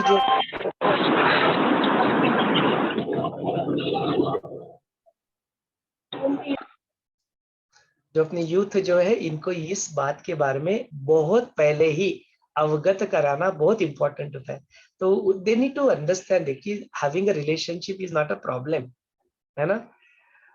रिलेशनशिप अपने जीवन में होना कोई प्रॉब्लम नहीं है, बट वो सही समय पे यदि जीवन में आए तो आप उसको वैल्यू कर पाओगे, उस रिलेशन की जो मिठास है उसको तुम एंजॉय कर पाओगे। नहीं तो क्या होगा, वो फिजिकल अट्रैक्शन की वजह से एक साथ आ जाओगे, फिर कुछ देर के बाद वो फिजिकल अट्रैक्शन रहेगा, तब तक तो रहेगा, फिर जो जो ज्ञान ना होने की वजह से कब वो प्रेम, वो I love my dear, I love you so much, and then कुछ ही क्षणों में वो I can not stand you, I hate you so much, ये जो परिवर्तन जो हो जाता है ना, वो बहुत जल्दी हो जाएगा। बस वो समझ नहीं है अभी तक, वो मैच्योरिटी नहीं है। तो अपने जीवन में जरूर आप इसको पालन करो। अच्छा और एक चीज जो होती है, जो अभी जैसे उमा जी का यहाँ पे प्रश्न, उमा जी आप पूछ ही लीजिए प्रश्न। If you are okay to unmute yourself and ask, आप जरूर अनम्यूट करके बात ही कर सकते हैं। Yeah, does the onion and garlic affect the pathway? ये सात्विक का ना, ये राजसिक होते हैं ना, बिल्कुल जरूर जरूर इफेक्ट करता है। देखो यही एक और एक सुंदर उदाहरण है जो अभी हमने we just spoke about sex, this is an another example. देखो आप क्या करो ना, इन सारे के गुण धर्म आप जान लो। So it is nothing wrong with curd, but जिसको कफ प्रवृत्ति ज्यादा है, कफा दोषा जिसके जीवन में है, वो कर्ड को खा लेगा तो उसको कफ का तकलीफ होगा। वो कोई आइसक्रीम खा लेगा, वो ठंडा खा लेगा, तो तब मेरे को होता है, इफ आई डू इट, मेरे को इमीडिएटली सर्दी हो जाएगी। नो, तो बोलते वो वस्तु जो बात कर रहे हो उसमें गलत नहीं है कुछ भी। There is nothing wrong in that vastu, it is not suitable for your body. तो इसलिए आपको वो वेलनेस प्रोग्राम, इसलिए वो जो आयुर्वेद है ना, इसका ज्ञान अपने जीवन में इम्पोर्टेंट क्यों है, वो नाड़ी परीक्षण इंपॉर्टेंट क्यों है, कि वो डॉक्टर के पास जाना इंपॉर्टेंट क्यों है, बोलते यही कारण है उसके पीछे कि वो अपने जीवन में क्या करो, आप उसको ठीक से समझो। The same thing goes true with your onion and garlic also. Onion की क्वालिटीज क्या है, आप ओनियन खा के देखो, वो सेक्स इंस्टिंक्ट को पैदा करता है नो। बहुत ज्यादा ओनियन आप खा लोगे वो सेक्स इंस्टिंक्ट को बहुत ज्यादा मसाला खा लोगे, जो गरम जो होता है ना, गरम मसाला आता है उसको खाओ आप बहुत ज्यादा, it will create a sex instinct in you know. जो लोग जानते हैं वो जानते हैं, इसको अनुभव है, it's a matter of fact. तो जब तुम ऐसे कुछ प्रैक्टिसेस में लगे हो, if you want to go for samyam and then you want to go and practise this as a part of practice, that point of time if you want to avoid avoid. अब कुछ लोग ये जीवन में इसको ये भी बना लेते हैं, अपना नियम बना लेते हैं कि मेरे को गार्लिक या ओनियन नहीं खाना है। फॉर एग्जांपल जैसे अपने जैन लोग होते हैं, उनके जैन जो खाना होता है उसमें ये सब होता नहीं है। तो yes it has an impact, लेकिन उसके बहुत सारे गुण भी तो होते हैं। ऐसे नहीं कि उसके वो अवगुण आपके लिए हुए, लेकिन अभी किसी को वो चाहिए, वो if they want to enjoy their sex life और वो उनको करना है, and that point of time if you eat that spicy food, if you eat that onion garlic, और इवन जो अपना शेवगा होता है, शेवगा की शेंग, that is also produces that, वो वही इफेक्ट क्रिएट करते हैं अपने जीवन में, वो वीर्यवर्धक कहते हैं उसको। तो आप देखो कई सारी चीजों को ना वीर्यवर्धक बोलते हैं, कि आपके जीवन में वो वीर्य को बढ़ाता है, वो वैलर को बढ़ाता है अपने जीवन में। तो उस तरह का खाना खाना उस वक्त, बोलते यही तो आपने देखा होगा जो दूध का ग्लास दे देते हैं, तो बोलते वो क्यों, बोलते वो पोषण की वो आवश्यकता होती है नो। वो जो क्रीडा में आप जाते तो यू नीड दैट एनर्जी, तो उसकी वजह से। तो ये सारे जो है ना उसके कार्य कारण भाव है। देखो आप कितने सुंदर प्रोसेसेस के रूप में इंट्रोड्यूस कर दिया हो, but why that is done, there is a reason behind. तो यही जीवन में है कि ओनियन खाना गार्लिक ना खाना आपके ऊपर निर्भर करता है। आप देखो आपका उस वक्त का उद्देश्य क्या है, उसके अनुसार आप खाओ या नहीं खाओ। But there is nothing wrong as such in onion and garlic, are you getting it? उसमें कुछ गलत है ऐसी बात नहीं है, बट वो आपको उस वक्त जरूरी नहीं तो मत करो। इफ यू आर, अच्छा चाय कॉफी पीना वगैरह ये भी सारी चीजें हम लोग क्यों अवॉइड करते हैं, लोगों को क्यों बोलते हैं कि मत करो। एटलीस्ट इन कोर्सेस हम लोग बोलते हैं कि चलो उस वक्त के लिए मत करो, बिकॉज देखो ना आप अचीव क्या करना चाहते हो, आप अचीव करना चाहते हैं advance meditation programme. Advance meditation programme में आप करना क्या चाहते हो, you want to go deeper into your silence. आप क्या करना चाहते हो, you want to go deeper into your meditation. कॉफीन के जो कैफीन जो होती है चाय में जो होता है, वो सारे द्रव्य क्या करते हैं, आपको उत्तेजित करते हैं। जब आपको तरतरित क्यों महसूस होता है सब थोड़े समय के लिए कॉफी पीने के बाद या चाय पीने के बाद, बिकॉज वो क्या करते हैं, आपको एक्साइट कर रहे हो। आपको एग्जैक्टली अपोजिट करना है, you want to become peaceful, आपको शांत होना है, आपको रुकना है, और ये आपको एग्जैक्टली अपोजिट क्रिया करते हैं आपके शरीर के ऊपर, एक्साइट करते हैं आपको। तो are you not hampering your own experience of meditation no. आप कॉफी पी रहे हो और फिर ध्यान करने को बैठो, कहाँ से होगा ध्यान, होगा ही नहीं। वो एक्साइटेड माइंड में लेके जाएगा तुमको, शारीरिक तौर पे मानसिक तौर पे, कहाँ से ध्यान होगा।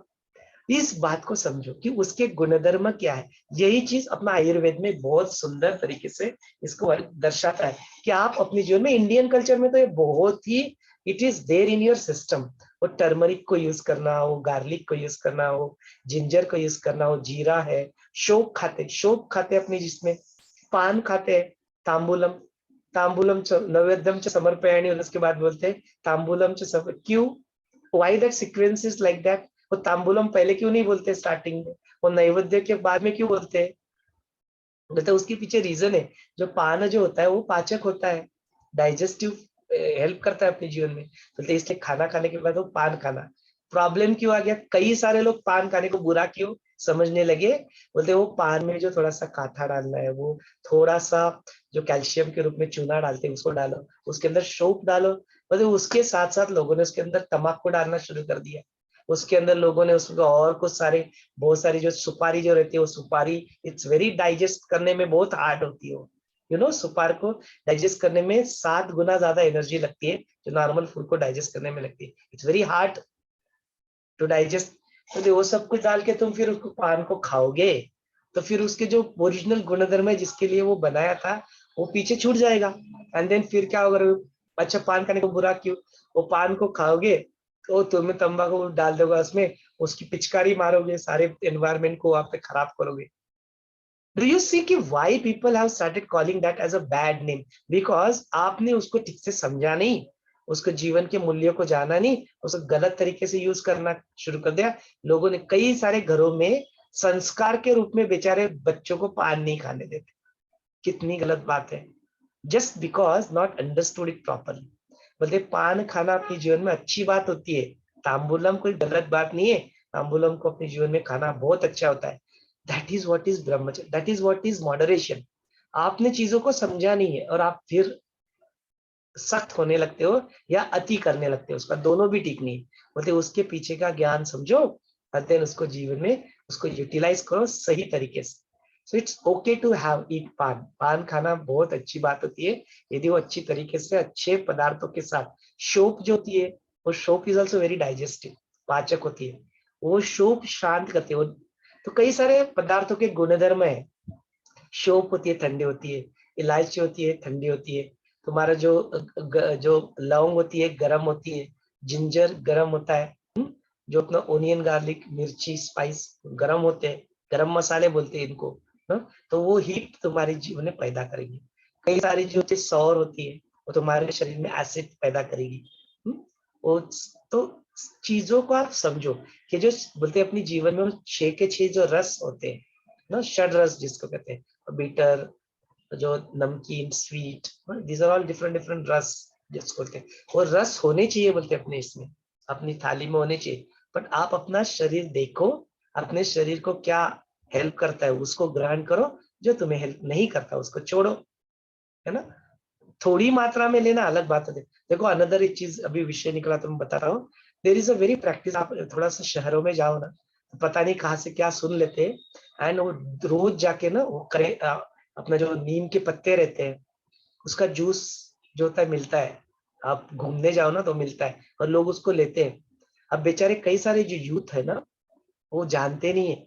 डू यू नो कि ये जो बिटर जो होता है टेस्ट, बहुत ज्यादा बिटर टेस्ट, इसको तुम ज्यादा ज्यादा ज्यादा क्वांटिटी में ग्रहण करते हो तो नपुंसकता लाता है।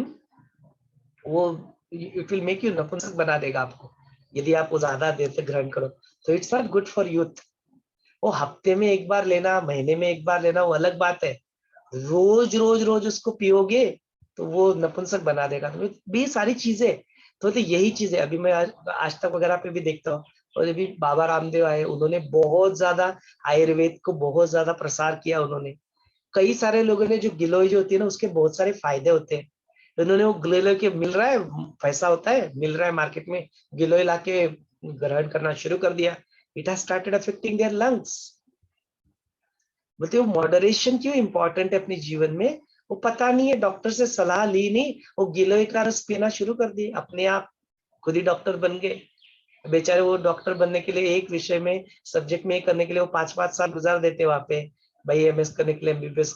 ये बेचारे अपने WhatsApp university, Facebook university, YouTube university पे ये डॉक्टर बन जाते खुद, और फिर खुद ही खुद के डॉक्टर बन के खुद का भी सत्यानाश करते हैं, दूसरों को भी देते हैं। दो जो फोकट का सलाह जो होता है, एडवाइस होता है, वो देते हैं। That is the thing. Okay, तो इट इज वेरी इंपॉर्टेंट कि आप जो कुछ भी अच्छे जो चीज है ना उसको अति सर्वत्र वर्जित, यदि उसका अति तुम अपनी जीवन में तुम करोगे तो फिर क्या होगा, then it will become a problem for you. तो चीजें अच्छी या बुरी कभी नहीं होती है, आप उसका जो प्रयोग जो अपने जीवन में करते हैं वो अच्छा या बुरा होता है। इस बात को समझना ही सही ज्ञान है। It is very important to understand कि चीजें सही मायने में क्या। और इसीलिए ऐसे जो सत्र होते हैं इसमें जो हम लोग मंथन यहाँ पे करते हैं, जो चिंतन करते हैं, वो बहुत आवश्यक है। Now that once it is clear, then you do the nididhyasana. तब फिर आप सही चीजों को अपने जीवन में क्या कर सकते हो, निधिध्यासन के रूप में उतार सकते हो। That is what is very important. तो ये जो अपने जो विद्याधर जो अपने सारे जो दुखड़ा जो होता है, ये पंचेंद्रिय जो होते हैं इनके विषयों का जो दुखड़ा, वो अपने इनके सामने यहाँ पे रोते भूषुंड के सामने, और भूषुंड फिर उनको उपदेश देते हैं, वो जो ज्ञान देते हैं वो ज्ञान फिर आगे आएगा। यदि वैसे कुछ प्रश्न है तो जरूर उस ज्ञान की चर्चा भी हम लोग यहाँ पे कर लेंगे। नमस्ते सर, बोल रहे हैं। कि उमा जी के जो गार्लिक एंड ऑनियन के बारे में जो बताया ना, तो मेरे एक्सपीरियंस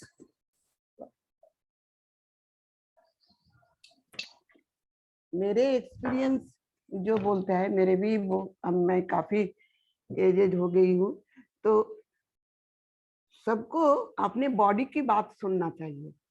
जैसे तुम्हारा बॉडी क्या इंटेक करना पसंद करती है, तुम्हारा बॉडी क्या लेना पसंद करती है, बॉडी क्या डाइजेस्ट कर पाते हैं, ये सबसे पहले जानना जरूरी है। और एक होता है ना, पूर्व संस्कार से कोई कोई ना शुरू से ही नॉनवेज पसंद नहीं करता है, जन्म से ही वेज खाना ही पसंद करते हैं। जैसे हम लोग का, जैसे आप लोग जानते होंगे कि बंगाली लोग ज्यादातर फिश, ये सब रसगुल्ला, ये सब ज्यादा ये सब खाना पसंद करते हैं। फिश तो एकदम मस्ट है। फिर भी मैं कभी नहीं वेज मत छोड़ के नॉनवेज लेती नहीं। तो जब मैं बिहार में या झारखंड में थे, तब ये लोग मुझे पूछते थे, अरे आप बंगाली होके भी मछली नहीं खाते? तो ये बात नहीं है। जो आपको शरीर डाइजेस्ट करेगा, आपको शरीर मन जो लेगा वो आप ले सकते हैं।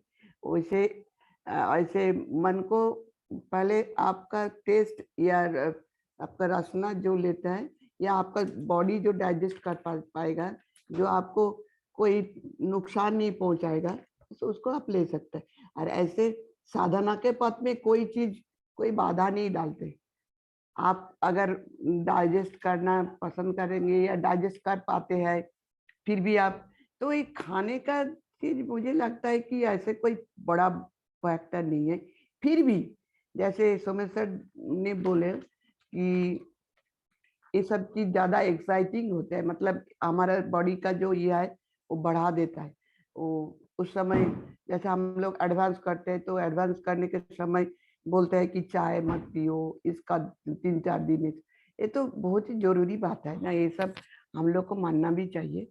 और जो एकदम नहीं सकेगा वो तो जो मन होगा करेगा, लेकिन सम दम तो हम लोग का जीवन में बराबर होना चाहिए। इंद्रियों को जो संयम या दमन, वो तो होना ही चाहिए एकदम, तभी हम लोग कुछ कर पाएंगे। नहीं तो नहीं, क्या होगा, वही सब चलेगा कि जैसे चलता है चल दे दो, जैसा करते करते। और बैलेंस का बारे में भी मेरा एक बात पूछना था। बैलेंस अगर हमारे अंदर ये ज्ञान की शिक्षा या कुछ भी ज्ञान आया है, कुछ भी ज्ञान मुझे मालूम हुआ है, तो तब देखते हैं कि जब भी मेरा लड़खड़ा के टाइम होता है, वो बैलेंस अपने आप मुझे बता देता है कि ये तुमको इतना दूर तुम्हारा लिमिट है, तुम इसका आगे मत बढ़ो, तुमको अभी रिट्रीट करना चाहिए, तुमको अभी रिस्ट्रेन करना चाहिए, रिस्ट्रेन करना चाहिए, जो भी बोलो, तुम अभी इसमें फंसो मत। ये तुम्हारा अंतर आत्मा वो बता देता है। ये बैलेंस उस समय अपने आप हो जाता है। जो इस ज्ञान के स्रोत में है, जो इस शुरू से एक्सपीरियंस करते आ रहे हैं कि मेरा कहाँ तक लिमिट है। बैलेंस तो बहुत जरूरी है जीवन का, हर एक क्षेत्र में बैलेंस बहुत जरूरी है, क्योंकि अगर मुझे बैलेंस नहीं होगा तो मैं तो बह जाएंगे। कहीं भी बोलो, यौवन यूथ एज में बोलो या बुढ़ापे में भी बोलो, ऐसे छलन नहीं, पतन नहीं होता, ऐसे भी बात नहीं। कितने आदमी को देखा है कि आफ्टर यंग एज में नहीं हुआ, एजेड में जब एजेड हो गए तब भी उनको पतन होता है। तो बैलेंस अपने आप उस समय बैलेंस हम लोग का हो जाता है। अगर सही ज्ञान हो हम लोगों का अंदर, सही शिक्षा हमें मिली है, पेरेंट्स से बोलो या किताब से बोलो, कई सत्रों से बोलो, ज्ञान अगर सही मिली है हमें, तो बैलेंस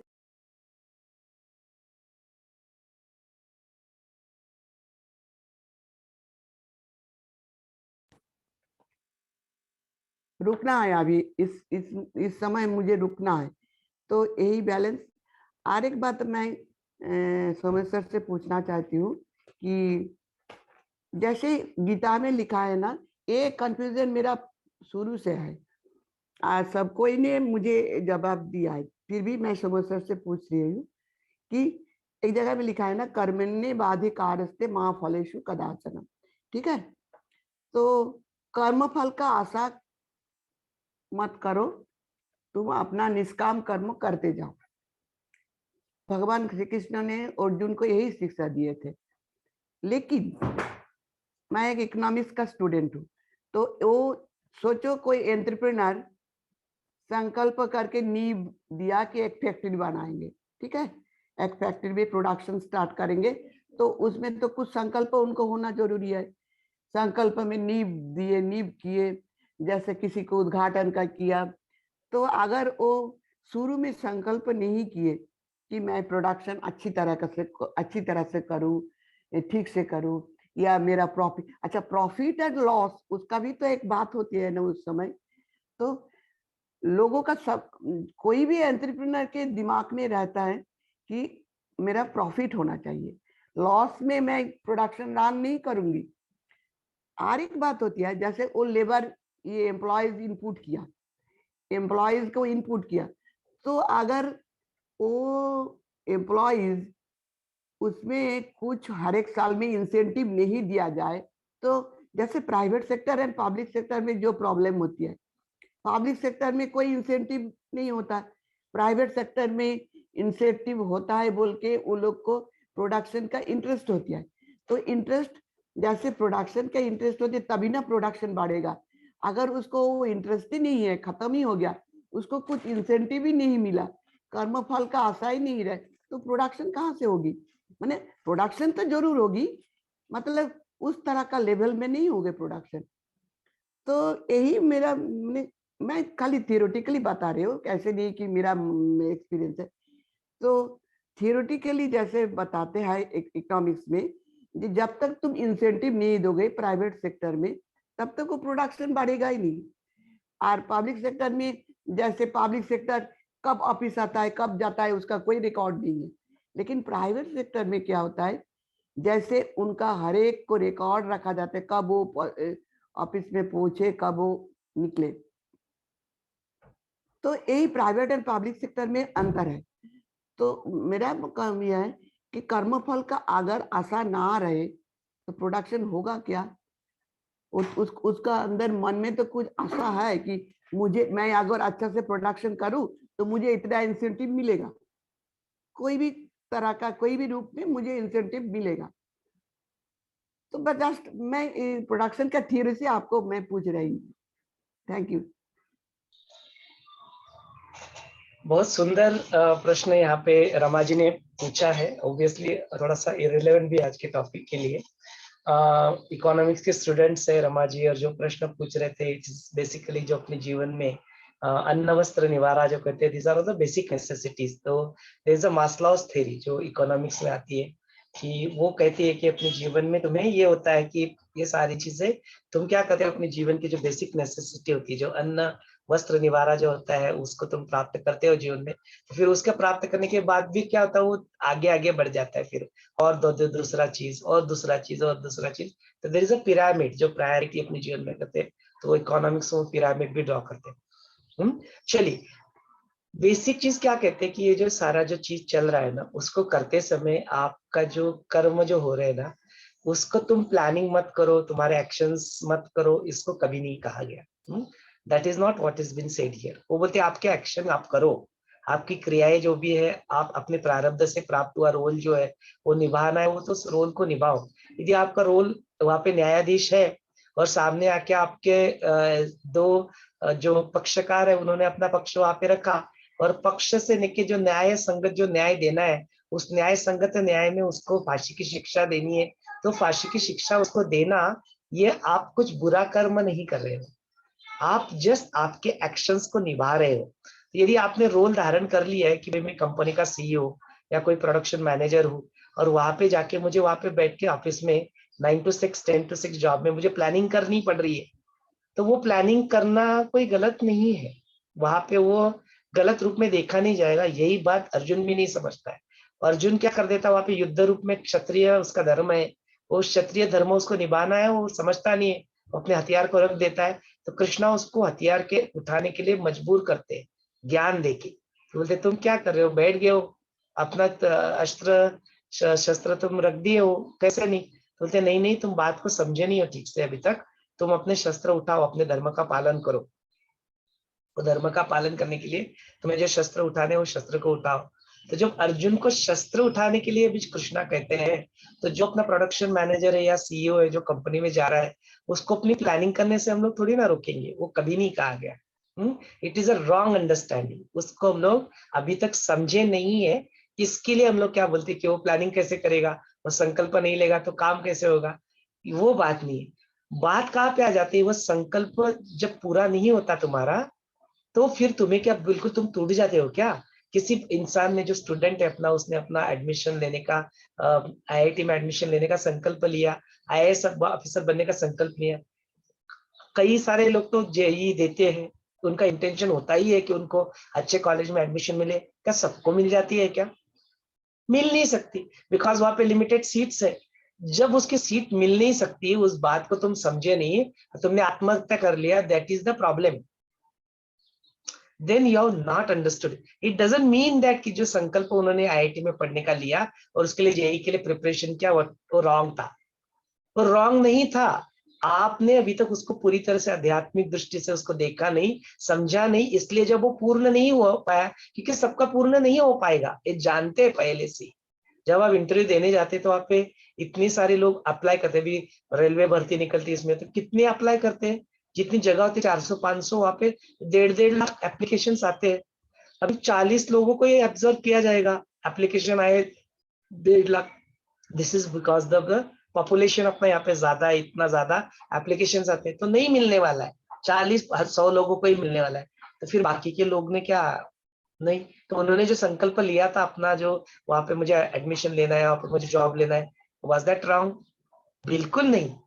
हम लोग उस चीज को बोल ही नहीं, लेकिन वो आध्यात्मिक जब तुम्हारी दृष्टि हो जाती है अंदर से, तो अंदर से तुम पूरी तरह से शांत हो, तुमने तुम्हारा 100% दिया, अपने 100% किया, उसके बाद में भी तुम्हें अपेक्षित रिजल्ट जब प्राप्त नहीं होता है, तब भी अंदर से तुम फिर से शांत हो, तुम हिल नहीं जाते हो।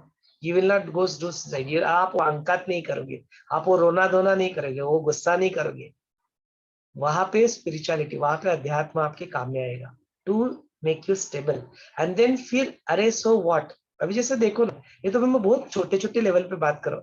लुक एट द पीपल, जो 50 लाख लोग अभी यूक्रेन से प्रस्तापित हो गए, उनका तो सब कुछ चला गया, उनका पैसा चला गया, किसी के पार्टनर चले गए, किसी के माँ बाप चले गए, किसी के बच्चा चले गया, जॉब चला गया, घर चला गया, क्या और किसी और कंट्री में जाके अभी उनको अपने जीवन को रीस्टार्ट देयर जर्नी, जीरो से, शून्य से शुरू करना है।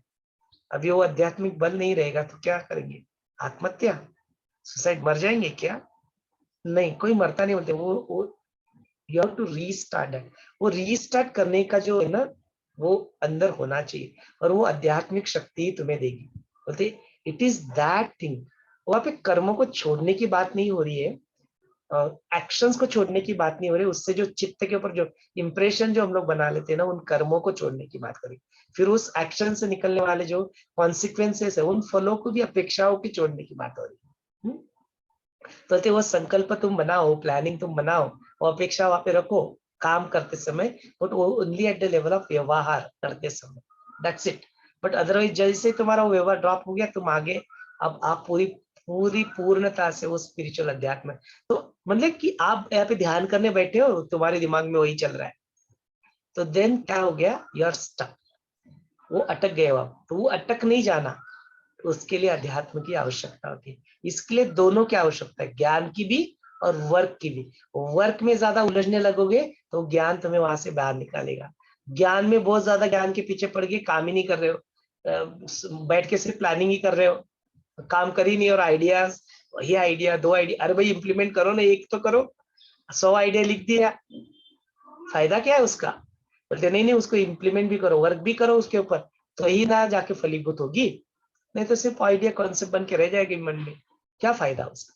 कहते नहीं, दोनों आवश्यक अपने जीवन में, उसको करो। इसलिए कभी उसको कम नहीं आका गया, कम नहीं, बोलते वो गलत लोगों की गलत समझ होती है, उसकी वजह से वो ऐसा हो जाता है, तो नहीं करना है अपने जीवन में। चलिए आज का जो विषय जो है अपना, वो पंचेंद्रिय का जो विषय है, और वो पंचेंद्रियों के विषय से जब वो विद्याधर जो है अपने एक बात मुझे बताओ, कर्मफल का इच्छा अगर नहीं रहेगी, आशा नहीं रहेगी, तो कर्म करने की इच्छा रहेगी क्या एम्प्लॉयज में? तृप्त होके रख सकते हो आशा, भी कोई बात नहीं है, बट उस बात को समझो कि वो क्या करेगी अल्टीमेटली। बहुत ज्यादा cravings, there is nothing wrong in having, I am let me tell you, ये जो है ना आपका जो है ना, उसको थोड़ा तोड़ते हैं उसको, कि प्रॉब्लम कहाँ पे उत्पन्न होता है मैं बताता हूँ। आपने क्या क्या पता है क्या, जैसे कि अभी काशी भैया का कोर्स हो रहा है, अभी त्रिवेणी आश्रम में चल रहा है, चालू हो गया, 208 लोग अभी वहां पे बैठ के कोर्स कर रहे हैं। क्यों हो रहा है? कभी ना कभी किसी ने कुछ संकल्प ले लिया, काशी भैया के मन में आया कि मैं त्रिवेणी आश्रम में जाऊं, उन्होंने एक बड़े लेवल पे संकल्प ले लिया। अभी काम काशी भैया ने किया क्या ना, काशी भैया ने भी किया, और पूरा जो संघ था, सारे जो ऑर्गेनाइजर्स थे, सारे जो वॉलेंटियर्स थे, सारे जो टीचर्स थे, उन्होंने वो संकल्प ले लिया कि अभी कितना किया, उन्होंने संकल्प लिया कोर्स करना है। यहाँ पे ऑर्गेनाइजर ने संकल्प लिया 208 लोगों का कोर्स करना है, 200 लोगों के ऊपर कोर्स करना है, इन्होंने ये संकल्प लिया। अभी क्या किया, सबने संकल्प लिया, वो संकल्प पिक्चर में था, तो सबने एक्शन शुरू कर दी।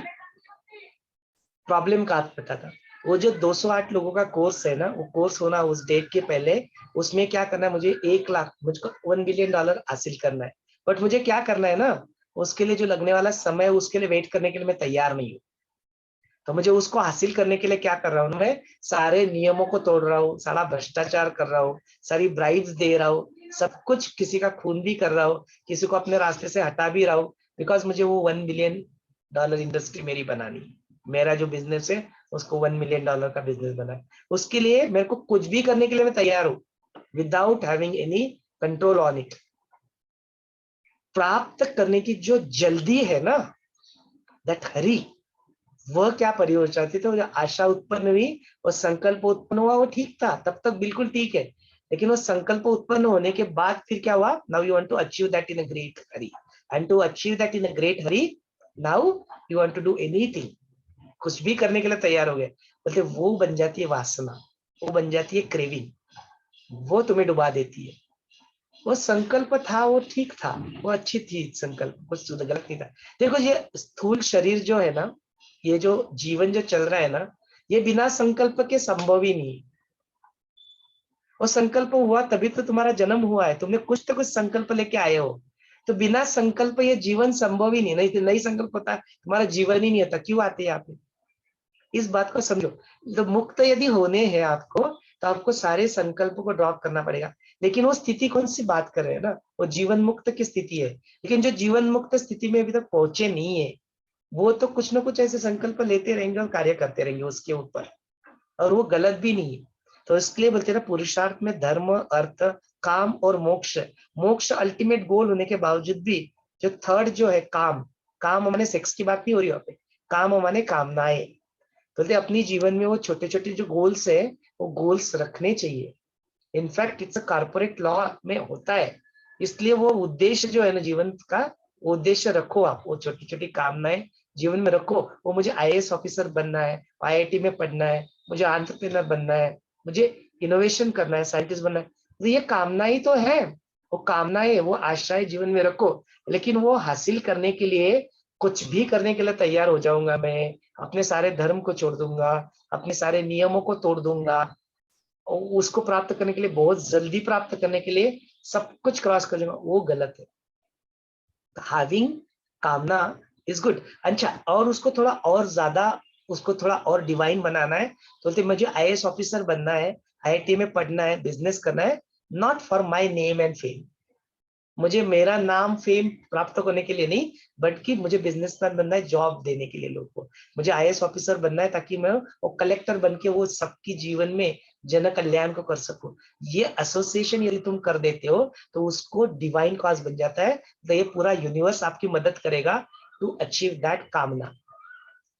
ये बात को समझे। तो शन ऑफ नहीं करने हैं संकल्पों को, लेकिन ये कब एक ऐसी जीवन में एक स्थिति आ जाएगी कि वो संकल्प उठने से पहले ही परिपूर्ण हो जाएगी। इतना पावर, मतलब वो जीवन मुक्त स्थिति में, चैतन्य स्थिति में वो अपने आप ही फिर फलीभूत होने लगी। तो you don't have to wait. And ये करते समय तृप्ति जो है वो आनंद है, परिपूर्णता ऑलरेडी है।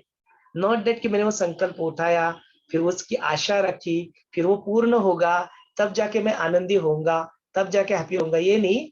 मैं आनंदी और तृप्त हूँ ऑलरेडी, और फिर मैं संकल्प आया और उसको मैं कार्य कर रहा हूँ, and then I am working on it. ये है, ये बात को यदि हम लोग समझ जाते हैं तो फिर बात क्या है, तो फिर कोई प्रॉब्लम नहीं है संकल्प लेने में और उसके ऊपर कार्य करने में। It's okay. तो ये है, यही ज्ञान लोगों के जीवन में लाना है ना, कि आप लो, संकल्प लो, करो, और फिर तृप्त होके करो, समारा नहीं होके करो, नॉट एज एन आउटकम, उसके फल के रूप में आनंद मिलेगा, वो सब कुछ नहीं। वो इच्छा कभी तुम्हें आनंद नहीं देती। इच्छा शक्ति उमा कुमारी, मतलब वो इच्छा शक्ति जो होती है ना, कभी उस शिव को प्राप्त नहीं करती, बस वो वहां पे बैठ के ना वो उसको जाप करती रहती, लेकिन वो सुचिंद्र में जाके वो शिव वहां पे रुक जाते हैं, बिकॉज वो इच्छा शक्ति तुम्हें सिर्फ लालसा देती है। बोलते हैं रूमा जो कन्याकुमारी का जो एग्जाम्पल है शिव सूत्र में आता है, बोलते वो कुंवारी कन्या ही रह जाती है, कभी नहीं शिव को प्राप्त करती ना। तो वो चीज इच्छा शक्ति कभी तुम्हें नहीं देगी, तो वो समझो। लेकिन वो शक्ति है, जैसे आपने बोला ना कि वो आशा जो है उनको इंस्पायर करती है, तो वो क्यों इंस्पायर करती है? बिकॉज वो शक्ति है। तो इच्छा शक्ति है, वो मुझे आगे बढ़ने के लिए प्रेरणा देती है, इसलिए उसको नमन करो, रिजेक्ट मत करो उसको। हाथ जोड़ लो अपने उस इच्छा के प्रति, उसको देवी के स्वरूप में मान के हाथ जोड़ के झुक जाओ उसके सामने। मतलब इच्छा है, इच्छा शक्ति है, वो शक्ति मुझे मदद करती है, हेल्प देती है, प्रेरणा देती है। ऐसी ही प्रार्थना करो कि मुझे गलत प्रेरणा ना दे, अच्छा ही प्रेरणा दे। सत्र की शुरुआत ही इस बात से करते हैं कि मैं भोला भंडारी, मैं बेचारा ज्ञानी, मैं मेरे जीवन में जानता नहीं हूँ कुछ, आप जानते हो, तो मेरे जीवन के अस्तित्व के सारे स्तरों को प्रेरणा कौन दे? बोलते उस गुरु को, उस गुरु तत्व को, उस ईश्वर को प्रणाम करके प्रार्थना करते हैं। बिकॉज मेरी छोटी सी बुद्धि नहीं जानती है मुझे क्या करना चाहिए, तो मेरे सारे अस्तित्व के सारे स्तरों की प्रेरणा कहाँ से मिले? तो हे गुरु, हे शक्ति, आपसे प्रेरणा मिले। आप बताओ कि मेरे जीवन में क्या होना चाहिए, और मैं हूँ अवेलेबल। फिर आप जो करना चाहे आप मुझसे करवाओ। फिर दैट कैन बी एनीथिंग, वो गृहस्थाश्रम चलाओ, जॉब चलाओ, गृहिणी बन के घर को संभालो, बच्चों को संभालो, बिजनेस करवाओ, जॉब करवाओ, कुछ भी हो, क्या फर्क पड़ता है उन एक्शन से? कोई फर्क नहीं पड़ता। ये स्थिति में आने के लिए यहाँ पे जो विद्याधर जो है अपने जीवन में जाके अपना दुखड़ा भूषण के सामने रोते हैं, तो फिर भूषण उनको उपदेश देते कि ऐसी स्थिति में प्राप्त होने के लिए तुम्हें क्या करना चाहिए। तो आप जरूर इसको थोड़ा पढ़ लेना। यहाँ पे बहुत सुंदर वर्णन जो है इस पंचेंद्रियों में आके कैसे फंसता है वो विद्याधर, उसका बड़ा सुंदर वर्णन यहाँ पे, आप जरूर इसको पढ़ना या सुनना है तो अगला जो प्रीवियस जो अपना सत्र था 118 नंबर का वीडियो, उसको आप जरूर देखना, उसमें भी है। तो यहाँ पे हम लोग थोड़ा आगे बढ़ते हैं। यहाँ पे जो भूषण जो है उनको बताते हैं कि तुम्हारी जीवन में यदि तुम्हें इसको, इन विषयों के ऊपर तुम्हें कंट्रोल यदि करना है तो तुम्हें क्या करना पड़ेगा? तो बोलते हे विद्याधरा, श्रेष्ठ विद्याधरा, तुमको ये बड़ा उत्पन्न जो स्थिति तुम्हारे मन में प्रश्न आया हुआ है, ये बड़े उत्पन्न स्थिति में तुम आ गए हो, बहुत सारा तुमने कुछ पुण्य किया होगा, उसकी वजह से ही आज ये विवेक तुम्हारे जीवन में आ चुका है। तो तुम यहाँ पे आके आप मुझे यहाँ पे आपके मुझे इसको पूछ रहे हो, तो मैं तुम्हें अभी बताता हूँ। इसको सुनते समय पूरी तरह से श्रद्धा भाव से जो भी मैं बता रहा हूँ उसको सुनना, इसको पूरी तरह से पूरे खाली हो जाना, मैं सब कुछ जानता हूँ, ऐसे आके मेरे सामने बैठोगे तो बुद्धि कहीं पे हाँ हाँ बोलेगी, कहीं पे ना ना बोलेगी। मैं इतना सब कुछ कहूंगा, तुम्हें जो ऑलरेडी पता है उसी को तुम हाँ हाँ बोलोगे, मैं कुछ और बताऊंगा तो उसको तुम ना ना बोलोगे, तुम्हें और एडिशनल कुछ भी नहीं मिलेगा, तुम वैसे के वैसे ही रह जाओगे। तो पूरे खाली होके बैठना कि मैं कुछ जानता नहीं हूँ, जो भी मिलने वाला वो ब्रह्म ज्ञान है, ऐसे पूरे श्रद्धा से मेरी बातें सुनना। ऐसे बातें जो है भूषण उनको बताते हैं, और फिर बताते हैं कि तुम्हारे हृदय में जो तुम्हें भिन्न भासमान जो दिखता है सामने, यह जो अहंकारी रूप से जो बाहर का जो दृश्य तुम्हें अनुभव में आ रहा है, यह दृश्य है ही नहीं, यह दृश्य तुम नहीं हो, और यह दृश्य भी मिथ्या है। इस बात को तुम क्या करो, जीवन में थाम लो, उसको अपने जीवन में पकड़ के रख दो। उसके बाद में बोलते हैं कि यह तुम्हारा जो अहंकार, यह बुद्धि है, यह जो दृश्य पदार्थ रूप रहते हैं, यह कुछ भी ना होने के बाद में जो एक तत्व जो आत्मा है, बोलते वो आत्मा प्रविष्ट आत्मा है, वही तुम हो। उसका तुम क्या करो, सदा सर्वदा के लिए दीर्घ काल तक इसको करो। बोलते ये इस बात को तुम ऐसा सोचोगे कि मैं अपने बहुत सारी साधना करूंगा, योग करूंगा, प्राणायाम करूंगा और मैं इस आत्मा को सर्च करूंगा, शोध शोध करूंगा इसका। बोलते कहीं तुम्हें आत्मा कहीं पे मिलने वाला है नहीं, क्योंकि आत्मा कोई वस्तु व्यक्ति परिस्थिति नहीं है कि जो तुम उसको ढूंढने से तुम्हें मिल जाएगी। बोलते ढूंढने से कुछ नहीं मिलेगा, तो उसका पहले तो शोध करना बंद कर दो। Stop searching for that outside. कहीं और जाके ट्रैवल करके उस स्वर्ग में आत्मा बैठा है, परमात्मा बैठा है, ऐसी कोई बात नहीं है। वो तुम्हारे अंदर ही है, तुम्हारी स्थिति है, इसलिए तुम उसका शोध करके तुम्हें वो प्राप्त होगा। यदि तुम्हारे मन में ऐसा कॉन्सेप्ट यदि बना हुआ है तो बोलते वो कॉन्सेप्ट गलत है। वो तुम्हें शोधने से प्राप्त होने वाली वस्तु व्यक्ति परिस्थिति नहीं है, बोलते वो तुम्हारे ही अंदर ही स्थिति है। इस बात का तुम जानो। बोलते दृश्य रूप से जो जानियो जो होता है उसका जो अबोध उसका त्याग करो। दृश्य साक्षी का जो आत्मा है उसको ही तुम जानना चाहिए। वो आंतरिक और बाह्य दृश्य रूप में वो नहीं है। जो विषयों से तुम जो देख रहे हो अपने जीवन में, जो विषय सारे आते रहते हैं, उन विषयों में वो अंतर या बाहर कहीं पे तुम्हें वहां पे नहीं मिलेगा। वो जगत जो है वो जगत में वो नहीं मिलेगा। तुम वो नहीं हो, तुम उसका नहीं है, ऐसा तुम विचार कर और उसी को निश्चय अपने जीवन में तुम ये क्या करो, विद्याधर उसको कर लो। तब फिर क्या होगा, तुम्हारी जीवन से जो तुम शुभ अशुभ, पाप पुण्य, राग देश, शोक मोह, यह जो तुम्हारे अंदर का जो द्वंद्व जो चल रहा है, वो द्वंद्व तुम्हारे जीवन में क्या हो जाएगा, अपने जीवन से तुम उसको नष्ट कर पाओगे। और फिर तुम एक स्वरूप जो शिव स्वरूप है, वो शिव स्वरूप ही होके तुम अपने जीवन में रह जाओगे। इस तरह से बताते हैं।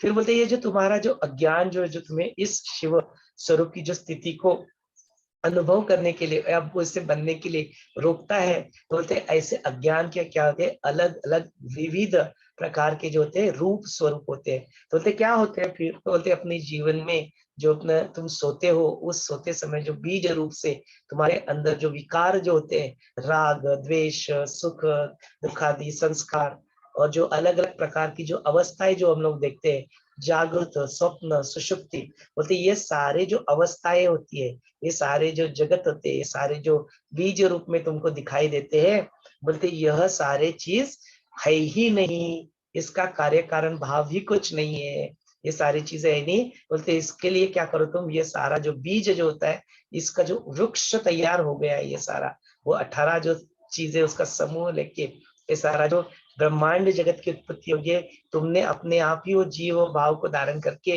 तुमने इस जगत में अपना जो अलग से अस्तित्व तुमने यहाँ पे बना लिया है। बोलते उस अस्तित्व में ये इसी तरह से जैसे कोई घी होता है, वो घी गाढ़ा होता है तो दिखता है, और जो उसको गर्म करो थोड़ा तो पतला हो जाता है, लेकिन वो पतला वाला और जो गाढ़ा वाला दोनों में कोई अंतर नहीं है। वो अल्टीमेटली सिर्फ वो घी ही है।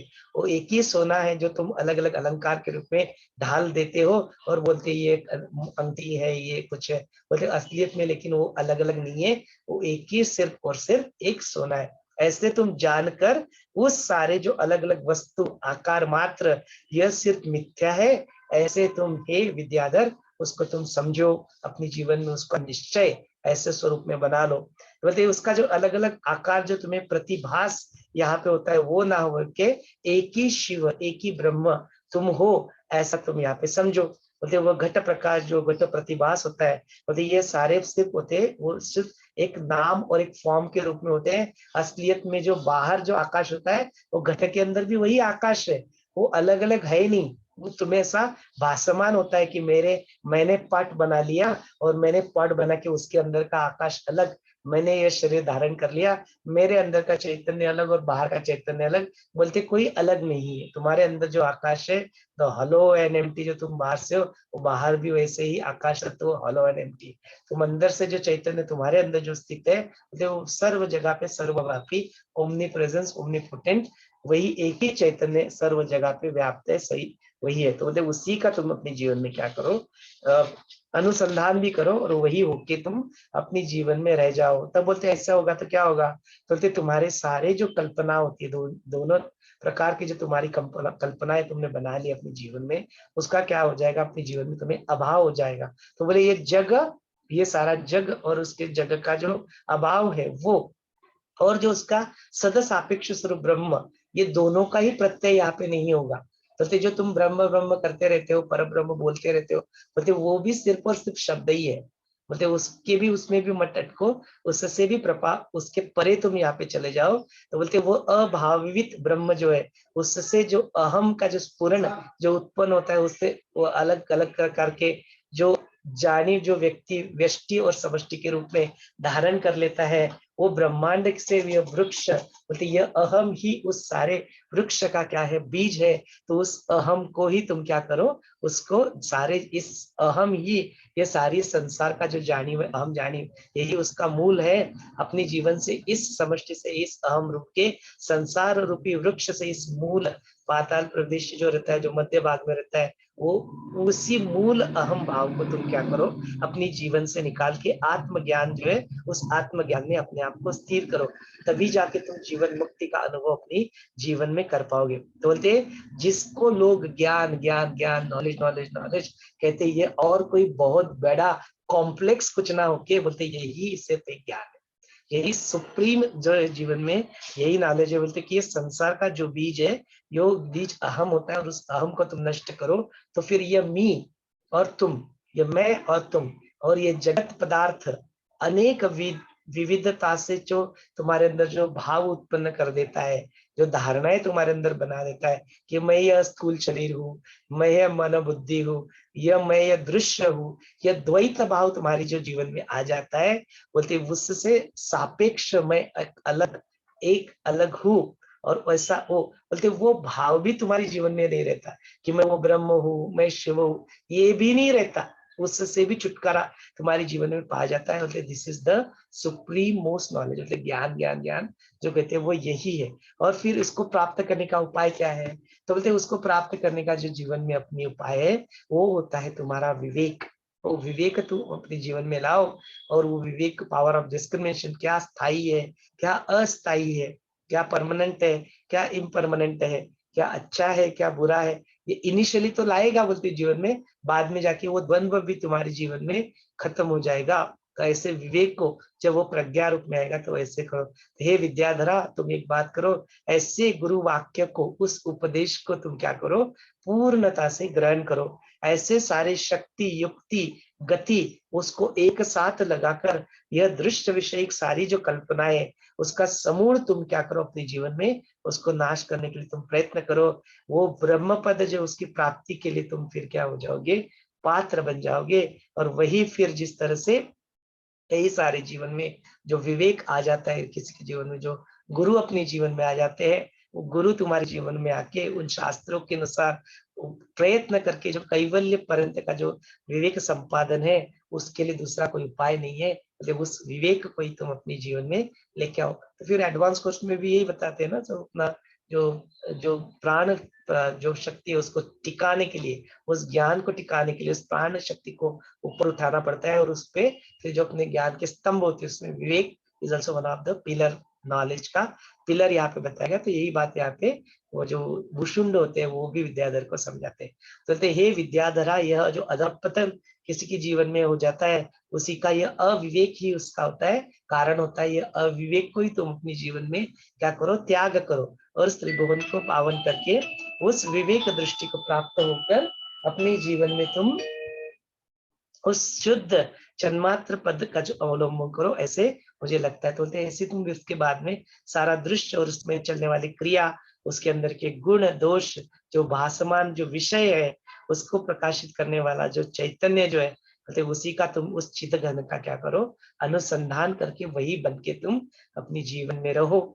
तो बोलते फिर उसके बाद में जो सारा चीज होगा, वो सारा चीज तुम्हें अपने आप जो अहम जो है उसकी भावना का निराश करने में हेल्प करेगा। फिर उसके बाद में स्वर्ग में रहने वाले देव है, या जो कुछ में पाताल में रहने वाले असुर है, ऐसे भूलोक पे जो प्राणी सृष्टि होती है, और उसके बाद में सारे उसके जो व्यवहार होते हैं, उसके अंदर जो अलग अलग प्रकार की भावनाएं, प्रीति क्रोध युद्ध जय पराजय नाना भाव, इधर उधर भागना, उसका पाठला करना, ऐसी गतियों से युक्त जो सारी क्रियाएं काल से जो संबोधित होती है, वो सारे उसको तुम्हें जो व्याकुल जो करते रहती है, बोलते ऐसे सारे संकल्प से वह चित ही एक चमत्कारिक चैतन्य जो होता है, वही उसके अंदर सर्व जो होता है वो होता है, उसका तुम्हें अनुभव रूप में स्वानुभव होने लगेगा। तो बोलते उसी का तुम संकल्प करो। बोलते उसके बाद में फिर रहने वाले सारे संकल्प विकल्प विचार क्रेविंग्स इच्छाएं सारा यह नष्ट होके विद्याधरा वो तुम उसी ब्रह्म का घन जो ब्रह्म स्वरूप है, उसी अज नित्य है, उसी में तुम रहकर रहो और वही ज्ञान रूप है, वही ज्ञान रूप के तुम रहो। तो बोलते अस्तित्व में तुम्हारा जो सारा है, जो अज आत्मा नित्य निर्विषय निर्मित आनंद रूप, ऐसा तुम हो के अपने जीवन में रहो। ऐसा है वो भूषण जगत है, यही सुप्रीम नॉलेज है, इसी को तुम अपने जीवन में डालो, इसी का निधिध्यास करो, बार बार अपने आप को असंगोहम असंगोहम तो उन अनासक्ति योग में लाके उससे परे जाके अपने जीवन में तुम ऐसे रहो। तो यही सुप्रीम नॉलेज है, यही तुम्हें।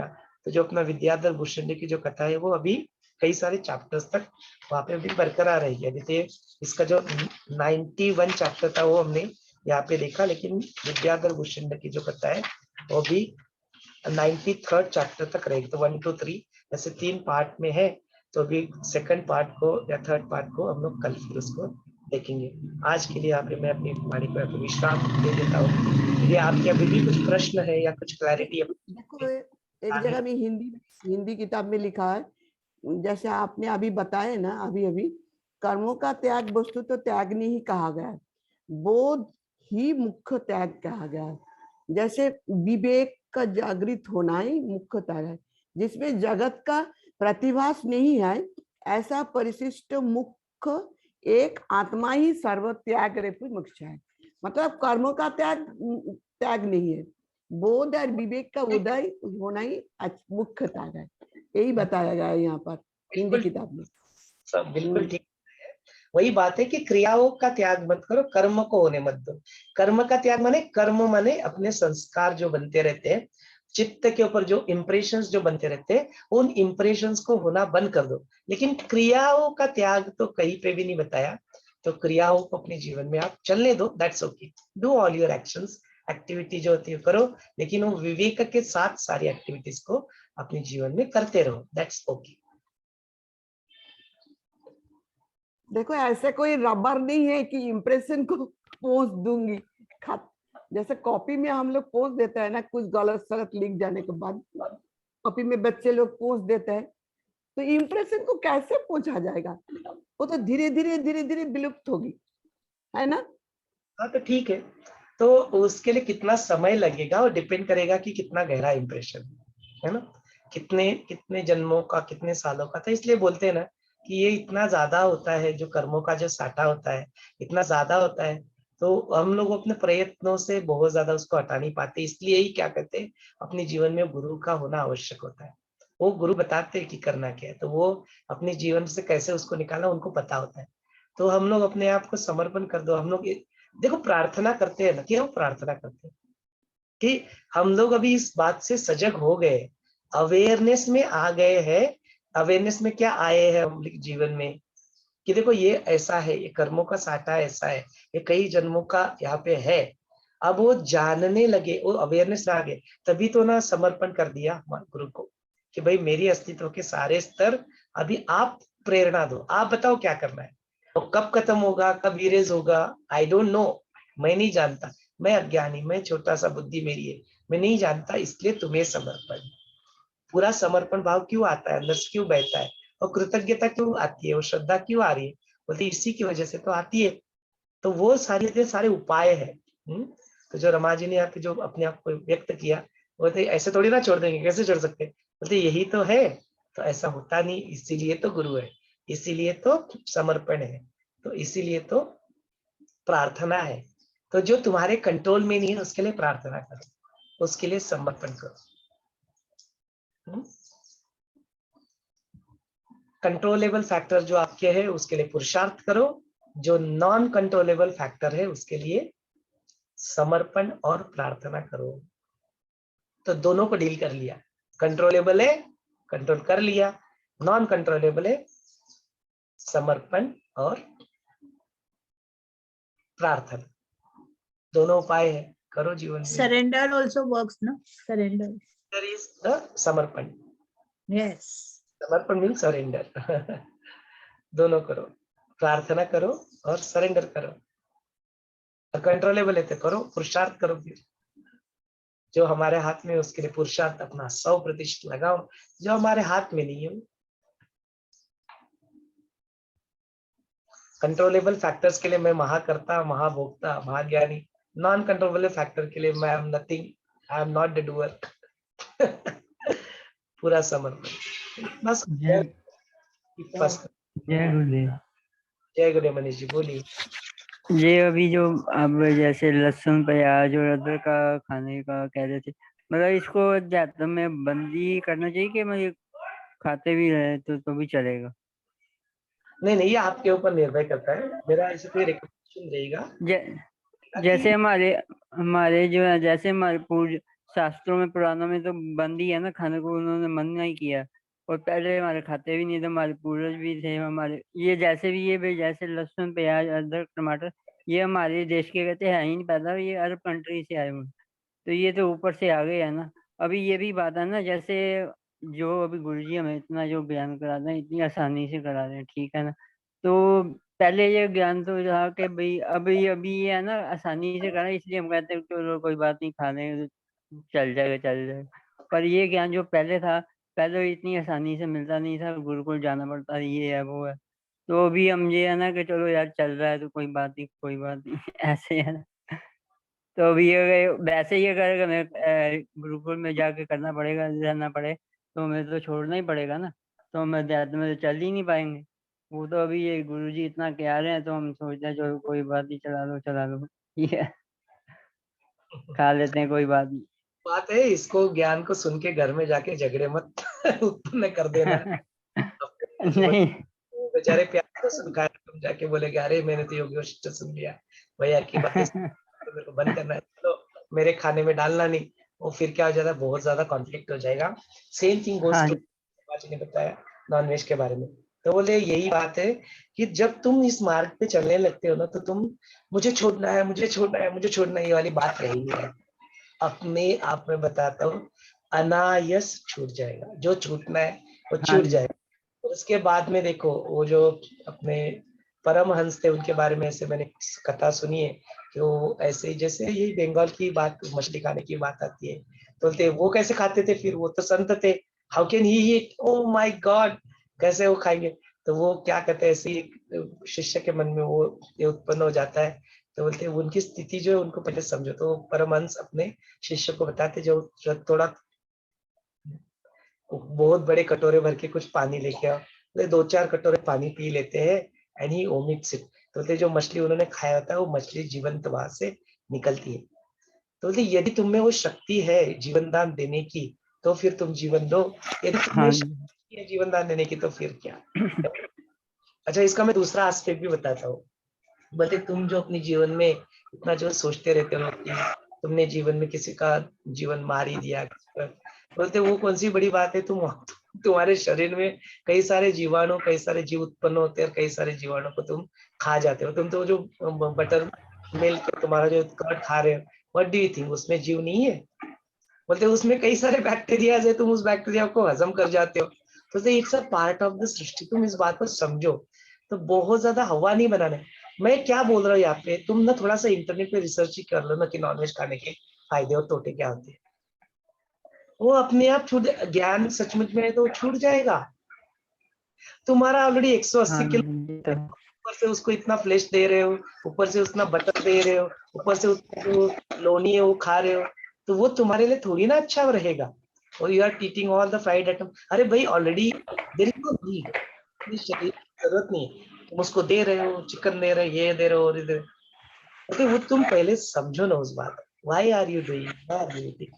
Many times तो वो तो उसमें कुछ नहीं होता है, वो मसाले जो उसको यूज होते हैं, इसके लिए पूरा महाभारत हो गया। वो ईस्ट इंडिया कंपनी यहाँ पे आ गई, वो मसालों के चक्कर में ही आया इधर। जो भारत के जो मसाले, उसकी जो टेस्ट होती है, मतलब उस टेस्ट के चक्कर में यहाँ पे आके रूल कर गए ब्रिटिशर्स अपने को। तो बोलते वही, तो ये है, बोलते उसमें मसालों में टेस्ट है, तो वो मसाले को आलू पात के ऊपर लगा तो उसके भी टेस्ट वही बनेगी। तो बोलते उस मसालों के चक्कर में उस लोग को खाने लग जाते हैं। तो वो इसलिए क्या है कि मैं लोगों के विवेक के ऊपर ये बात छोड़ता हूँ कि उनको क्या खाना है या नहीं खाना है, वो अपना विवेक लगाए। मेरी तरफ से रिकमेंडेशन तो ये रहेगा कि अपना नाड़ी परीक्षा कर लो, अपने दोषों को जानो, उसके अनुसार अपने शरीर को जो आवश्यक है वो खाओ, हाँ जी, जीवन को आगे बढ़ाओ। हाँ जी। अध्यात्म ये है ना कि भाई शरीर में अब एकदम से उसका असर हो जाता है। अगर देखें ना कि भाई अध्यात्म में इसके कारण हमारे जीवन में कोई अड़चन तो नहीं आ रही है, तो ये देखें तो उसके अनुसार फिर चले। बिल्कुल, देखो ना, जो अल्कोहल की भी बात निकलती है, बोलते हैं यूरोप वगैरह वगैरह जो बहुत ठंड प्रदेश जो रहते हैं, वहां पे वो अल्कोहल को उसको शरीर में गर्मी पैदा करने के लिए यूज करते हैं। हाँ जी, पता नहीं उनको थोड़े से रूप में ले उसका फायदा हो तो एक औषधि के रूप में उसको ठीक है, लेकिन लोगों ने तो उसको तो नशे का जरिया बना लिया, एडिक्शन बना लिया, तो अति हाँ बोले अपने इंडिया में है ऑलरेडी 50 डिग्री सेल्सियस होता है, उबल रहे हो, ऊपर से दारू पियोगे और डिहाइड्रेशन हो जाएगा, वो तुम्हें कहाँ हेल्प करेगा? It can never help you. वो जस्ट तुम वैसे सूट बूट में बैठ के वो टेबल के बेड पे उसको टेबल मैनर्स और वो तुम यू आर हैविंग दैट, और वो बहुत बार हो तो सिगरेट वगैरह पीना भी वो just to have, they feel pride in that, you know, fear. Because क्या बोलते, ये जो सारा मीडिया जो है ना, इसने दिमाग खराब कर दिया लोगों का। तो वहां पे वही दिखाते हैं, जो तुम्हारा हीरो है और जो तुम्हारा आइडल है वो वही पी रहा है, वो दारू पी रहा है, वो सिगरेट पी रहा है, तो तुमको लगता है हीरो यही करता है? अपने बच्चे होते हैं उनके ऊपर यही संस्कार हो जाते हैं, उनको लगता है इट्स वेरी नॉर्मल। वहां पे वो जाके गुंडा लड़कियों को छेड़ता है स्क्रीन के ऊपर, वो सोचता है कि it's okay, I can also do it, it's okay, normal है। ये बच्चा सीख जाता है, फिर वो करता है, फिर वो उसको नफा हो जाता है उसके जीवन में। तो ये गलतियां कर बैठे, तो ये संस्कार जो है, तो ये मीडिया वालों ने भी, ये पिक्चर बनाने वालों ने, इन्होंने सब देखना चाहिए, सोचना चाहिए। इट्स हाँ वेरी, जी, ये सारे, it's not just onion garlic that, वो तो बहुत ही छोटी बात है। वो देखो ना बड़े बड़े लेवल पे क्या चीजें हो रही है। इट्स वेरी इंपॉर्टेंट कि आप देखो कि इसका प्रभाव क्या हो रहा है, तो अपने स्वभाव से हटा के अपने को प्रभाव में डाल के हम लोग गलतियां करने लगते हैं। ऐसी गलतियों को जरूर ना हाँ करें। जी। वही ना, यही चीजें बार बार मीडिया में दिखाते हैं। अब वो जैसे वो रम्मी की ऐड ही आ रही, सभी वो क्रिकेटर वही ऐड करी जा रही, वो देख देख देख के माइंड फिर वैसे ही होने लग पड़ता है। ये बात है दरअसल। वो फिर एब्सोल्युटली। आगे, हाँ जी, वही ना, पहली जनरेशन आगे बच्चों को फिर अगर वो खा रहे हैं तो यहाँ ये जो कर रहे हैं तो फिर आगे उनको उनको ही बताना पड़ेगा ना। वो कहता है ये तो नॉर्मल, बार बार ये सुन के माइंड, आपको पता ही है, बाहर भी जाओ जैसे माया का ही प्रभाव है, और टीवी में भी वैसे ही हो, तो ये है। इस बात से अवगत होना ही तो ज्ञान है, यही तो सजगता है ना? हाँ जी, ऐसे तरीके से दिखाएंगे ना, वहां पे दारू पीने वाला वो बिल्कुल सूट बूट में आएगा, ही इज द वन हाँ ऑफ, जी। लोगों को लगता है वो पीने से वो बना है, वो पीने से नहीं बना है, वो बर्बाद करके रखेगा, दे डोंट नो, है ना? हाँ इसलिए जी, सेंटर में अपने बच्चों को लेके जाए, उनको दिखाए वहां पे कि लोगों की क्या हालत होती है, कैसे कई सारे लोगों की जिंदगियां बर्बाद कर दी इस दारू ने, सिगरेट ने, तंबाकू ने। कई सारे, there are lot of controversies. अभी तो देखो ना, इंडियन मीडिया में सब कुछ चल भी रहा है उसके बारे में, तो बोलते हैं फिर इतना सब कुछ हो रहा है, फिर आईटीसी तंबाकू से सबसे ज्यादा प्रोडक्शन और वो आईटीसी करते हैं, गवर्नमेंट की कंपनी। खास की तुम बात करते हो, सबसे ज्यादा तुम्हारा जो एक्सपोर्ट हो रहा है, we are the second exporter of meat. जरूर। कंट्रोवर्शियल चीजें हो रही है, तो we have to understand it. तो एक जगह पे ये बोलते, दूसरी जगह पे वो डॉलर बंद नहीं कर रहे। तो you need to see it from all the aspect. Political लोग इसको ज्यादा कर देते बिकॉज दे वांट वोट्स, तो वो आपको डिवाइड करना चाहते हैं, डिवाइड एंड रूल, उसकी वजह से वो करते हैं। बट आप तो ज्ञानी हो ना, आप सजगता में आ जाओ, देखो कि सत्य, तो उसको पकड़ो और अपने जीवन को खुशहाल बनाओ। ये तो other there are debates and controversies से भरा पड़ा हुआ है। हम लोग उस कंट्रोवर्सी में नहीं फंसेंगे, हम लोग हंस का धारण करेंगे, हम लोग उस दूध को पिएंगे, पानी को हम लोग जीवन में हाँ जी, लेते जाएंगे, तो रहेगा, लेट इट बी। हाँ ये तो है। चलो, ठीक है। अच्छा, तो यहाँ पे हम लोग रोक लेते हैं, अपनी वाणी को विश्राम दे देते हैं। आपका दिन शुभ हो, और फिर कल मिलेंगे। जय गुरुदेव। ठीक, जय गुरुदेव।